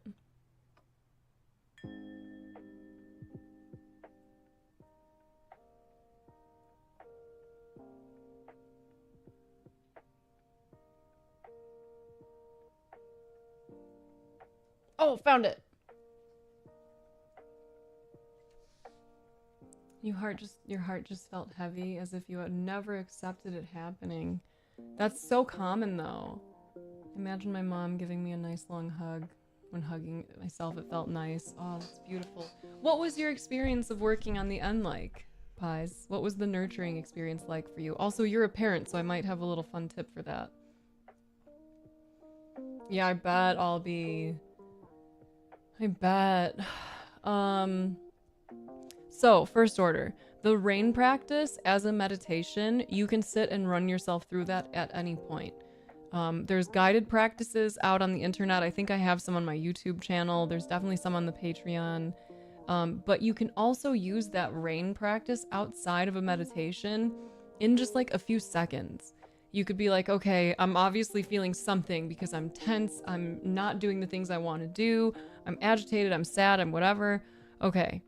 R, recognize. What am I feeling? Okay. I'm feeling blank. All right. Well, the next thing I'm going to do is I'm just going to like open up. I'm going to allow it. It's okay. It's okay that I'm feeling that, even if it sucks. Then investigate. What does it feel like in my body? Oh yeah, I'm feeling the tension. I'm feeling the tightness. I'm going to kind of breathe into that too. I'm going to see if I can release any of the tension that I'm doing. Okay. And then the nurturing. Hey, bud, it's okay. You got this. You know, like find whatever feels good in terms of some kind of self-care, self-compassion, self-encouragement. And then you can just go on about your business. And I'm going to also caution that oftentimes when we do the first half of rain, the recognizing and the allowing, the experience lightens up just from that. I tend to feel better just from those first 2 steps.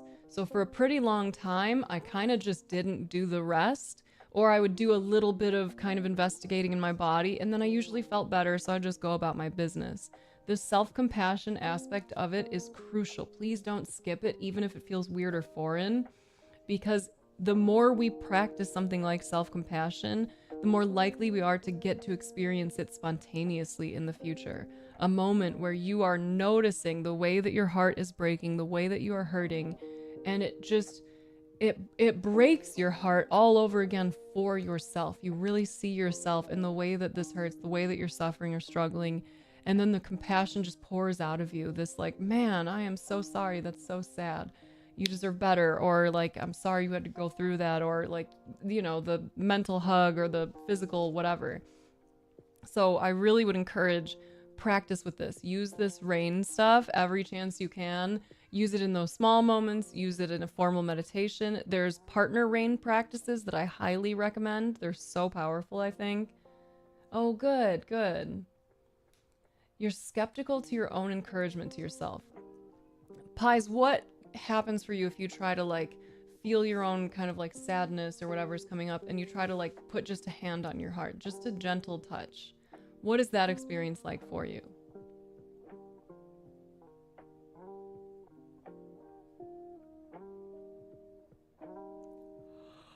Oh, that wasn't me, actually. Sorry. That yawn snuck up. Oh, that means I'm not hydrated enough, I think.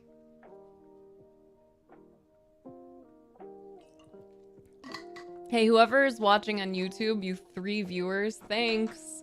Thanks. This is my first time doing a YouTube stream. It might be someone who's over here on Twitch too, so if so, thanks. You're helping me with my view hours. Maybe someday I'll be able to monetize this channel.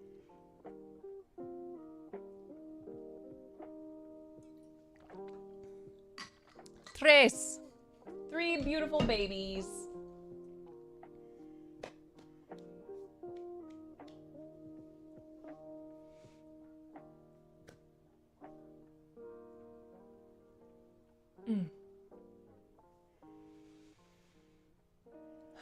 Catch 22. I feel that, Albie.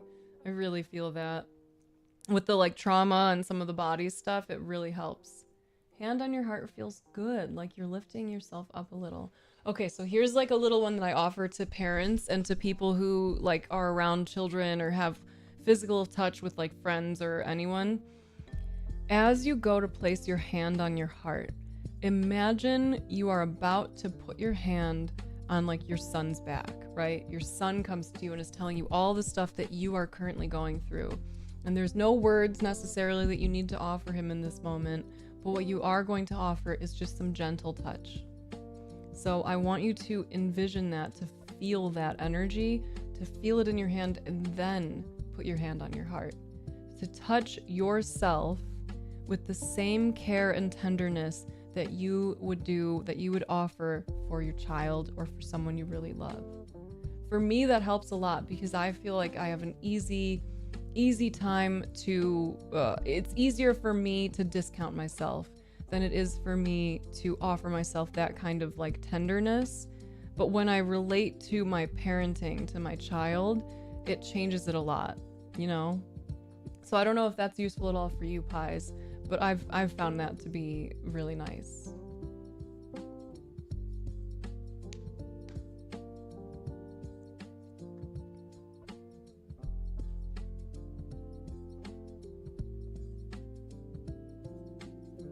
I'm tempted. I'm also tempted to say that I'll smoke if we hit the sub goal today, and just let that be a way of seeing if I ought to.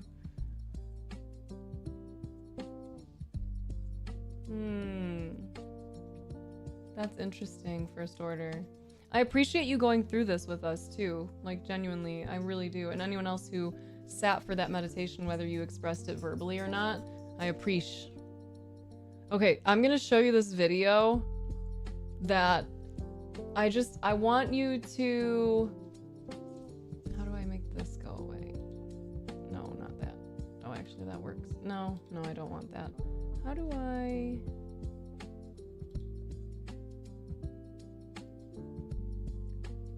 Yeah, do it. Okay. Maybe I should just show you this without. Sure, superhero. Wow. Get it going, Doom. Okay, we're gonna watch this. I'm interested in your perspective on it after, okay? Oh, hold on. It's gonna be weird for a sec. Ah! Okay. 'Cause I wanna see how the volume is.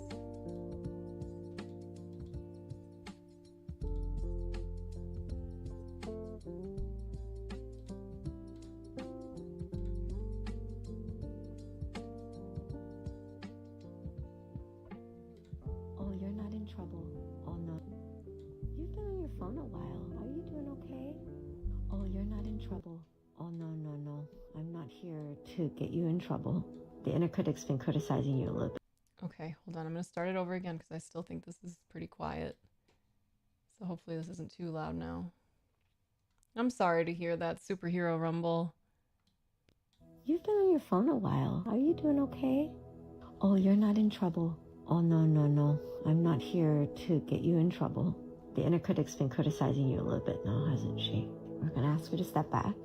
Can you step back for a little bit? Give us some space, okay? I got her. Thank you. I know you were worried about her. I've got this. Thanks. Oh, sweetie.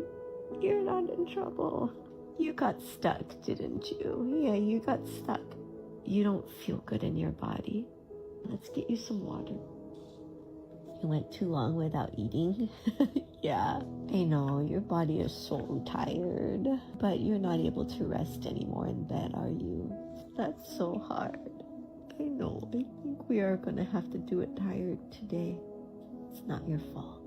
I know you want to blame yourself. Sometimes there's nothing to blame, sometimes it's just hard. I know you hate how this feels. Let's take a deep breath all the way down to your toes and your belly. Just gets lots of oxygen in. Deep breath. Oh, sweetie. Yeah, you are not feeling good right now. Yeah. Should we stretch? Let's stretch. That's right. Wiggle your toes. Okay, I'm gonna take us to the bathroom, all right? Come with me. I'm gonna get up. It's not gonna be fun. Doesn't have to be fun. I'm gonna get up. Okay, after this, we're gonna go get some food, and then we'll take a look at your to-do list. You won't be alone. I'm not gonna leave you alone to do it. I'm gonna be right here. Yeah, and I'll make sure that inner critic has something else to do, so we don't have to listen to her fear. We don't have to listen to how scared she is all day. I'll talk to her too, all right? I love you so much. You've been on your phone? Okay, so what comes up for you as you watch that? I'm gonna show you one more. Sweetie, I'm really sorry that she hit you, that she's been hitting you. You're sad, and you're mad, and you also feel like you need to forgive her because she's little. And I love that about you. But right now, you just get to be upset that you've been hit, okay? Yeah, you don't like it. You don't like it. It's okay. It's okay to not like it, okay? I know you want to be a kind person, and you are, but kind people can get mad too. It hurts your body and it hurts your feelings. You're right, she doesn't know better, but it doesn't mean that you don't get to be upset. You wanted her to be able to see that you were hurt and apologize immediately. And that's okay to want. I wish you could have that too. You know that? Yeah, you feel as mad as you need. You feel as sad as you need. You don't have to make sense of why you feel upset. You can just feel upset. Okay? Because you matter. See, I love you. I'm sorry I haven't made enough time for you. I haven't let you be little. Can you forgive me? You know, she's probably gonna hit you again for a while. And I want you to know that you do get to be mad. I know that you care about her too. And you really, really always have permission to be upset, okay? I love you. You're so cute. You look really cute with glasses on. You matter, okay? I see you. I see your big heart. I see your big feeling heart. I love you. Okay, favorite. You'll always be the most important person to me.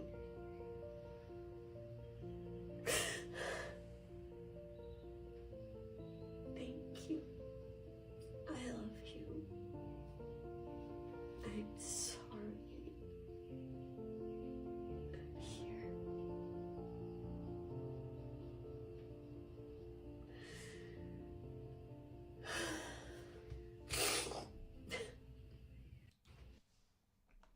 Okay. What was your experience watching, hearing that? Tell me, tell me.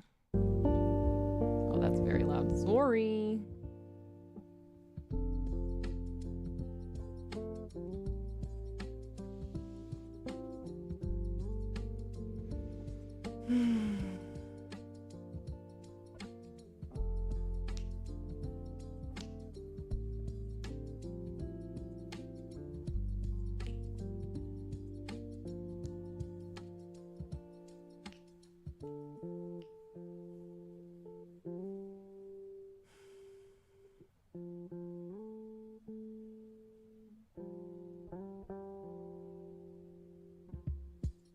What was mine? I love that. Even with your bias, whatevs. Share it, I'm curious. And I was hoping that you were still here so I could see what your thoughts were on it, because I think the like dialogue part is really cool. And it also kind of reminded me of IFS also. My response when I first saw that, when the first video showed up on my feed, my internal response was like, and then the more I watched, the more I was like, oh wait, oh, owie, oh, now I'm crying. Because it was like, damn, we really don't give ourselves the type of care that we deserve. And, you know, there's so many versions of us in there that are basically just hurt children, you know, just little babies that didn't get the care and love that they deserved when they were teeny, and definitely don't get it now. And the idea of speaking to myself in that way felt insane. And it was so wild to like see that, while I was also like, but I want that. I actually want that. Like, my heart aches for that now that I'm seeing it and seeing how she talks to herself, because I would want someone to talk to me like that. I would love that. And I also like, I could talk to myself like that, you know? Oh, it's so beautiful. I thought it was so sweet. And she made another video where she was talking about how a lot of people have commented like that they like, it feels so unnatural to imagine speaking to themselves that way. And she was expressing that like she has some experience in working with children aside from being a parent now, and that she thinks that one of the issues that a lot of us have is we never learned how to communicate with children. And so we don't know how to communicate with ourselves because we don't know how to do that kind of nurturing, that very gentle, also firm, affirming and caring kind of communication. And I thought it was so beautiful. Like, I'm having more moments where I am able to speak to myself more kindly. And, you know, I don't know that I'll necessarily get to a point where I speak to myself in the way that she did or does, but it's just so wholesome, and it was really inspiring for me. Bless you. Oh, that's cute. Grandma energy. Aww. We got some burpees. Okay, so first order. You've identified another need. What is something you can do right now to address that need so that you don't forget? So that when you leave this stream and you go back and you go on autopilot so that you don't forget until the next time we see each other, and then you say, oh yeah, I need more self-compassion.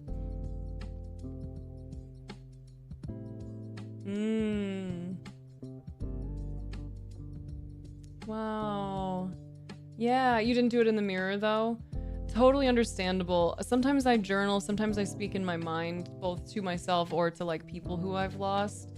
And it really can be super nice. And the idea of like, oh, but I'm just the one doing it. Like I'm the one, like my brain's the one saying what they would say. Don't care. I don't necessarily know if I believe that, but don't care. It's supportive to learn how to speak kindly to ourselves. Like we are not so different from other human beings that we wouldn't benefit from kindness.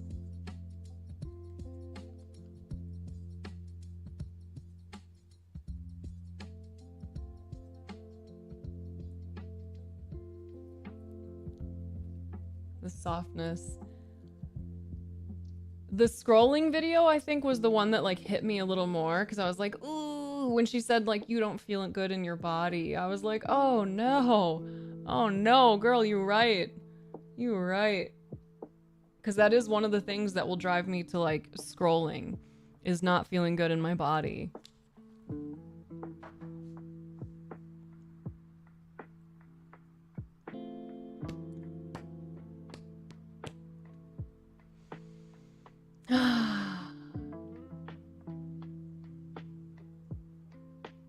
Yes, I love that first order. I love that. I love that we've had this time to be together today, too. Oh, yeah? The critic one? It is wild, right? The way that, like, a past version of me would have reacted to that video is definitely very different from how it felt for me these days. Especially, like, I saw that after I kind of already made that intention to be my own bestie, to be really, really kind to myself. So yeah, I feel you.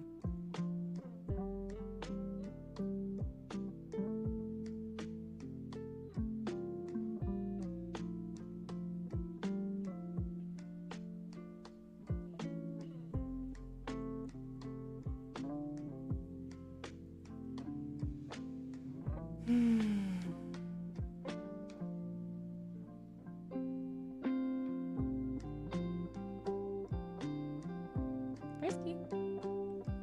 You wanna come up here, baby? Oh, you popped your little back. I'm sorry. Here. Come here.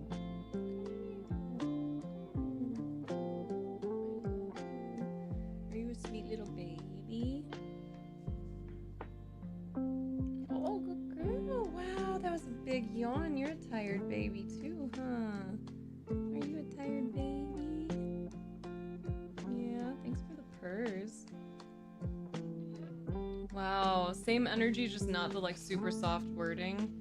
That's nice. My girl.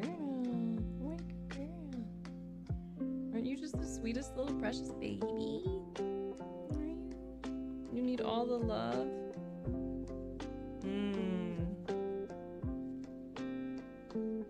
What are some of your goals for this year? I don't know how many of you do like, what do you call them? Like New Year's resolutions, but what's important to you in this year? What are you trying to focus on? What's gonna matter most to you?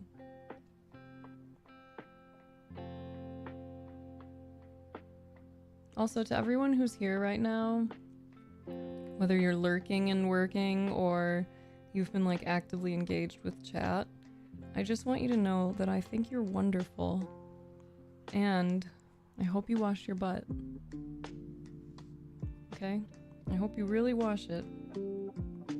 And don't forget your meds or your vitamins, and don't forget your laundry. I know at least 2 of you forgot your laundry.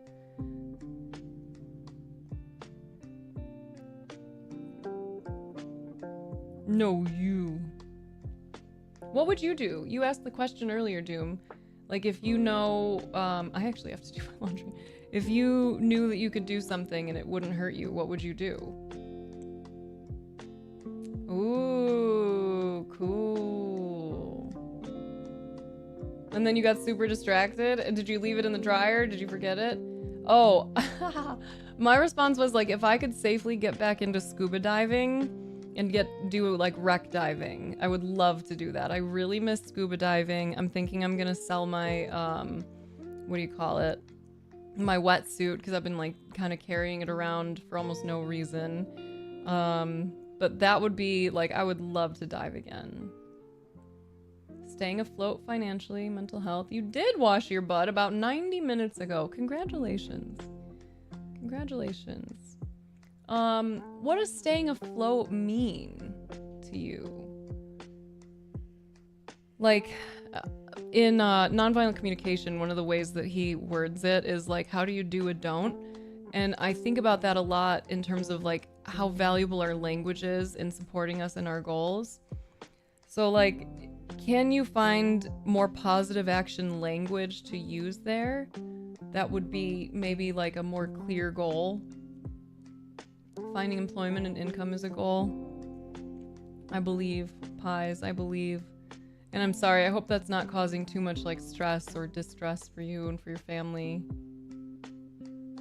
Sword fighting? Love that. What, are we talking like big swords or are we talking like fencing? My goals for the year? What I am doing is making content creation and streaming and like writing my job again. I'm gonna do this. I'm gonna actually do it.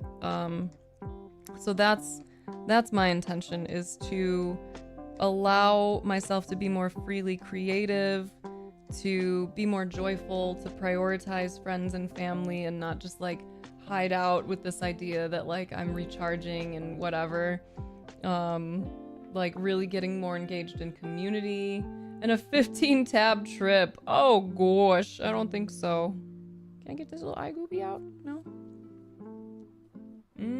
You're a web designer. You do SEO, trying to build a reliable income? That's cool. My partner and I just started doing that again, and I'm actually like taking time away. I got him set up because that was something I did so many years ago. I had a lot of experience to get him started, and now that we've got some like clients and things, I'm letting him do that, and I'm refocusing on streaming and content creation.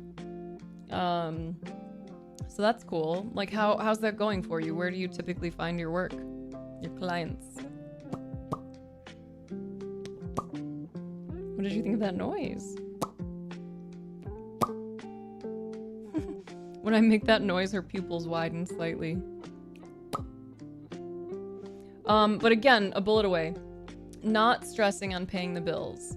That's still a negatively phrased statement, right? So like a positive action language might be, my goal is to feel confident, capable, to feel the ease of having all my bills paid, you know? Instead of trying to tell your brain that you want to do a don't, because you're sort of also focusing your mind on the thing that you don't want, you know? Instead of on what you do want. And the idea of like playing to win versus playing not to lose, they hit very different.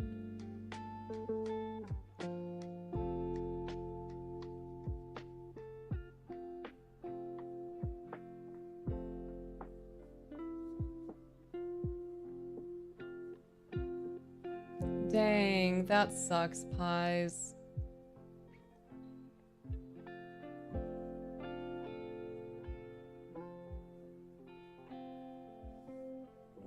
How is that landing for you? What are you feeling in response to that? Cool. Where are you based out of, Unicorn Therapy? Become more engaged with streaming and content to build and connect with the community. Are you streaming on Twitch? Have you been streaming? Are you showing up on any other social platforms?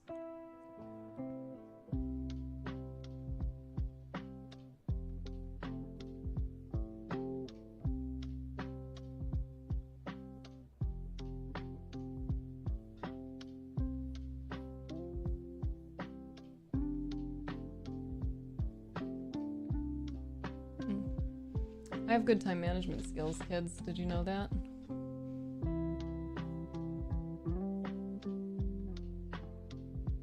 Louisiana, cool. Good for you. Did I think I checked too. I could have sworn I looked and didn't see stuff, but maybe I'm a little silly Billy.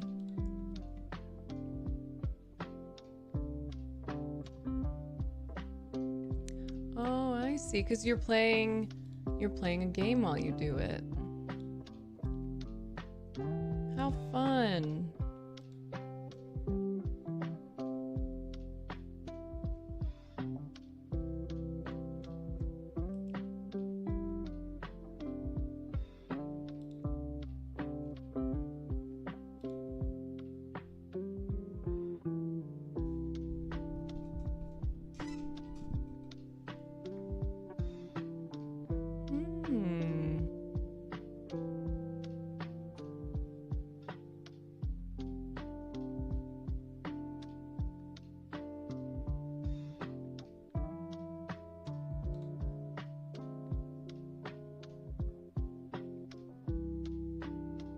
Kindness is the kink here.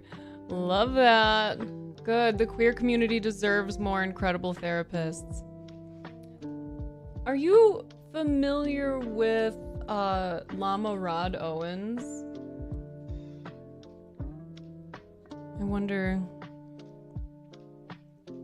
Because, like, you know, he's not a therapist, but he also is a member of, like, the queer community, and I think just his mindfulness discussion and, like, the decolonized therapy is really great. Or like decolonized thinking, I guess I could say, because he's not a therapist. Hell yeah, hell yeah. But like I wanna make sure I'm clear on this, that a bullet away, I'm not just saying like think more positively about it. I'm saying use positive action language. So the positive action just means something that you can actually do. Like an action that can be done instead of negative action language, which is something that you're telling yourself not to do anymore. Do you know what I'm saying? So it's not like just look on the bright side, keep your head up, keep yourself positive. Like in terms of how your brain thinks, I think it would be beneficial for you to reframe those in a way that your mind can understand, so you're not accidentally kind of pointing yourself in a direction that isn't actually supportive of your goals, that is more confusing for your mind than anything.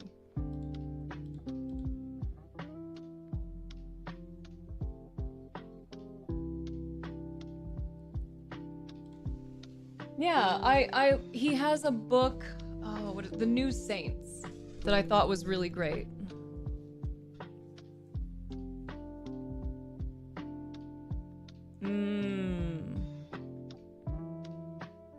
Yeah, that is interesting.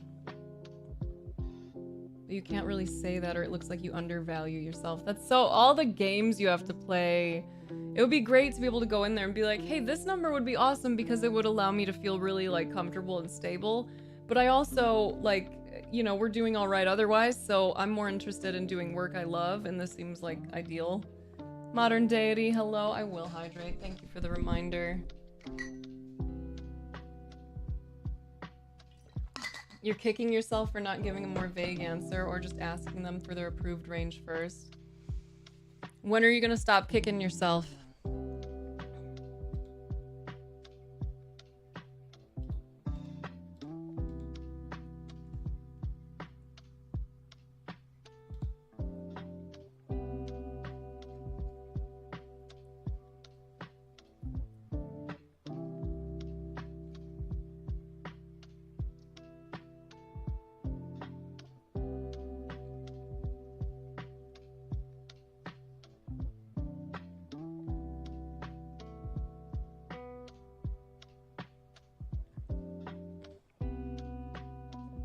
You got this, a bullet away. You got this.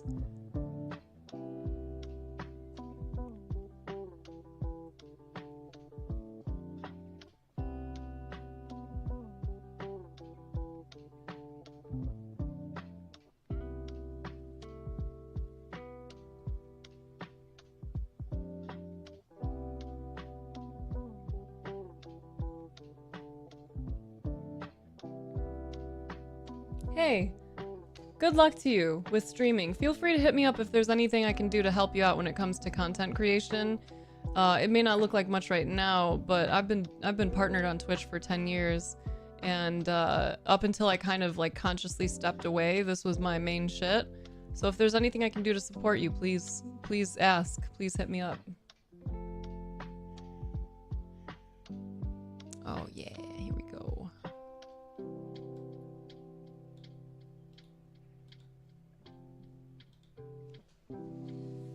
And it's just subconsciously still there. Do you think maybe the hand on the heart, some kind words like, "Hey bud, you didn't know. It's okay. It's okay that you were feeling frustrated. It's okay that this sucks."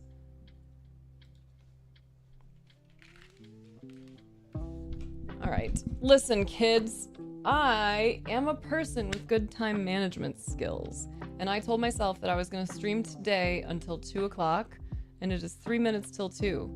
So I'm actually gonna do that, and then I'm gonna end stream and I'm gonna go make myself some food. So I'm feeling really happy about that. How do you communicate with me on that platform? I think in the live stream you can just type there. But if you already spend time on Twitch, like, don't feel like you need to do anything really on YouTube. That's more so just so that I can start building up my watch hours there and possibly meet other people. I have to kind of learn how to use it still. That's awesome, Pies. No, I don't have any avocados, otherwise I would. I'm glad that you were here today, Pies. I'm glad that I was able to offer you any kind of love. Yes. Okay, so I will be live again tomorrow, same time, and I'll be live again. Cute. I think I actually... Yeah, you got the same ones as me? Are we twins? Are we twins now, Pies? We're the same person? Yeah, I'm gonna be live tomorrow and the next day, and then next month, I will have a schedule for next month. I'm very excited about this because since I decided I'm gonna go full send with content creation and streaming and stuff again, I have events that we are planning. I have them actually planned out on my calendar yet. I just haven't announced them. But we're gonna do open mic again. We're gonna do art showcase again. And we are going to do a new thing that is gonna be called Learning Show and Tell, where anyone who wants to will have an opportunity to essentially present something that you know something about. And it can be something that you learned from an internet rabbit hole. It can be something that you learned from your work. It does not have to be something that you know this community will geek out about also. It just has to be something that you find interesting. So we're gonna do that. And I had some friends ask for more supportive things like financial guidance. And I have a friend in real life here who she runs like financial literacy classes. She teaches people like how to read W-2s. She teaches how to do budgets. She teaches stuff about like mortgages and things like that. That's awesome, Pies.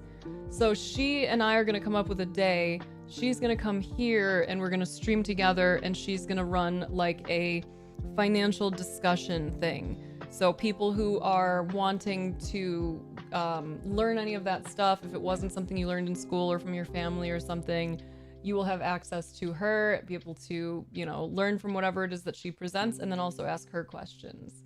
So that's also coming. And if there's something else that I can do, if there's something else that you want to learn about, something else that you feel would really help you, let me know. I also have friends who are therapists, and we obviously have some in the community, but there are other people I can reach out to have them come here and engage in a dialogue with. I would also be super interested in doing more interview style conversations, so like co-streaming with people. So again, if you know people who you would love for me to talk to and ask questions and stuff, like I would love to get that going. So just let me know. Patreon streams are still going on. Okay, Judy, and I love the purple, by the way, for your name. And yeah, I'll have more announcements about like all of the dates and times for all of that. But that's the main stuff that I wanted to share, and I'm very excited.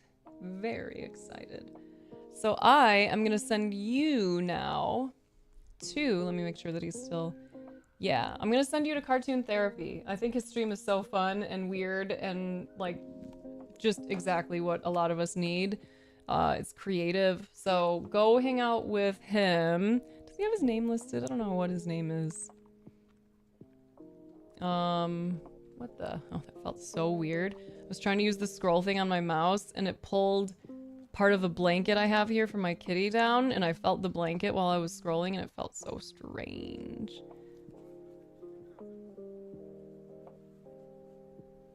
Yeah, I don't know. Okay, but we're gonna go hang out there. I will see you tomorrow, or maybe I'll see you Saturday, IDK, but I love you and I appreciate you. Go maybe take a break from stream and the devices and stuff, and like go breathe, go outside if you can, go get a snack, go do your laundry, go wash your butt, or go hang out with Cartoon Therapy and have some fun. Okay? I love you. I'm proud of you. I'm grateful for you. And I'm excited for you to be kind to yourself today, so do it. Okay. Love you. Bye.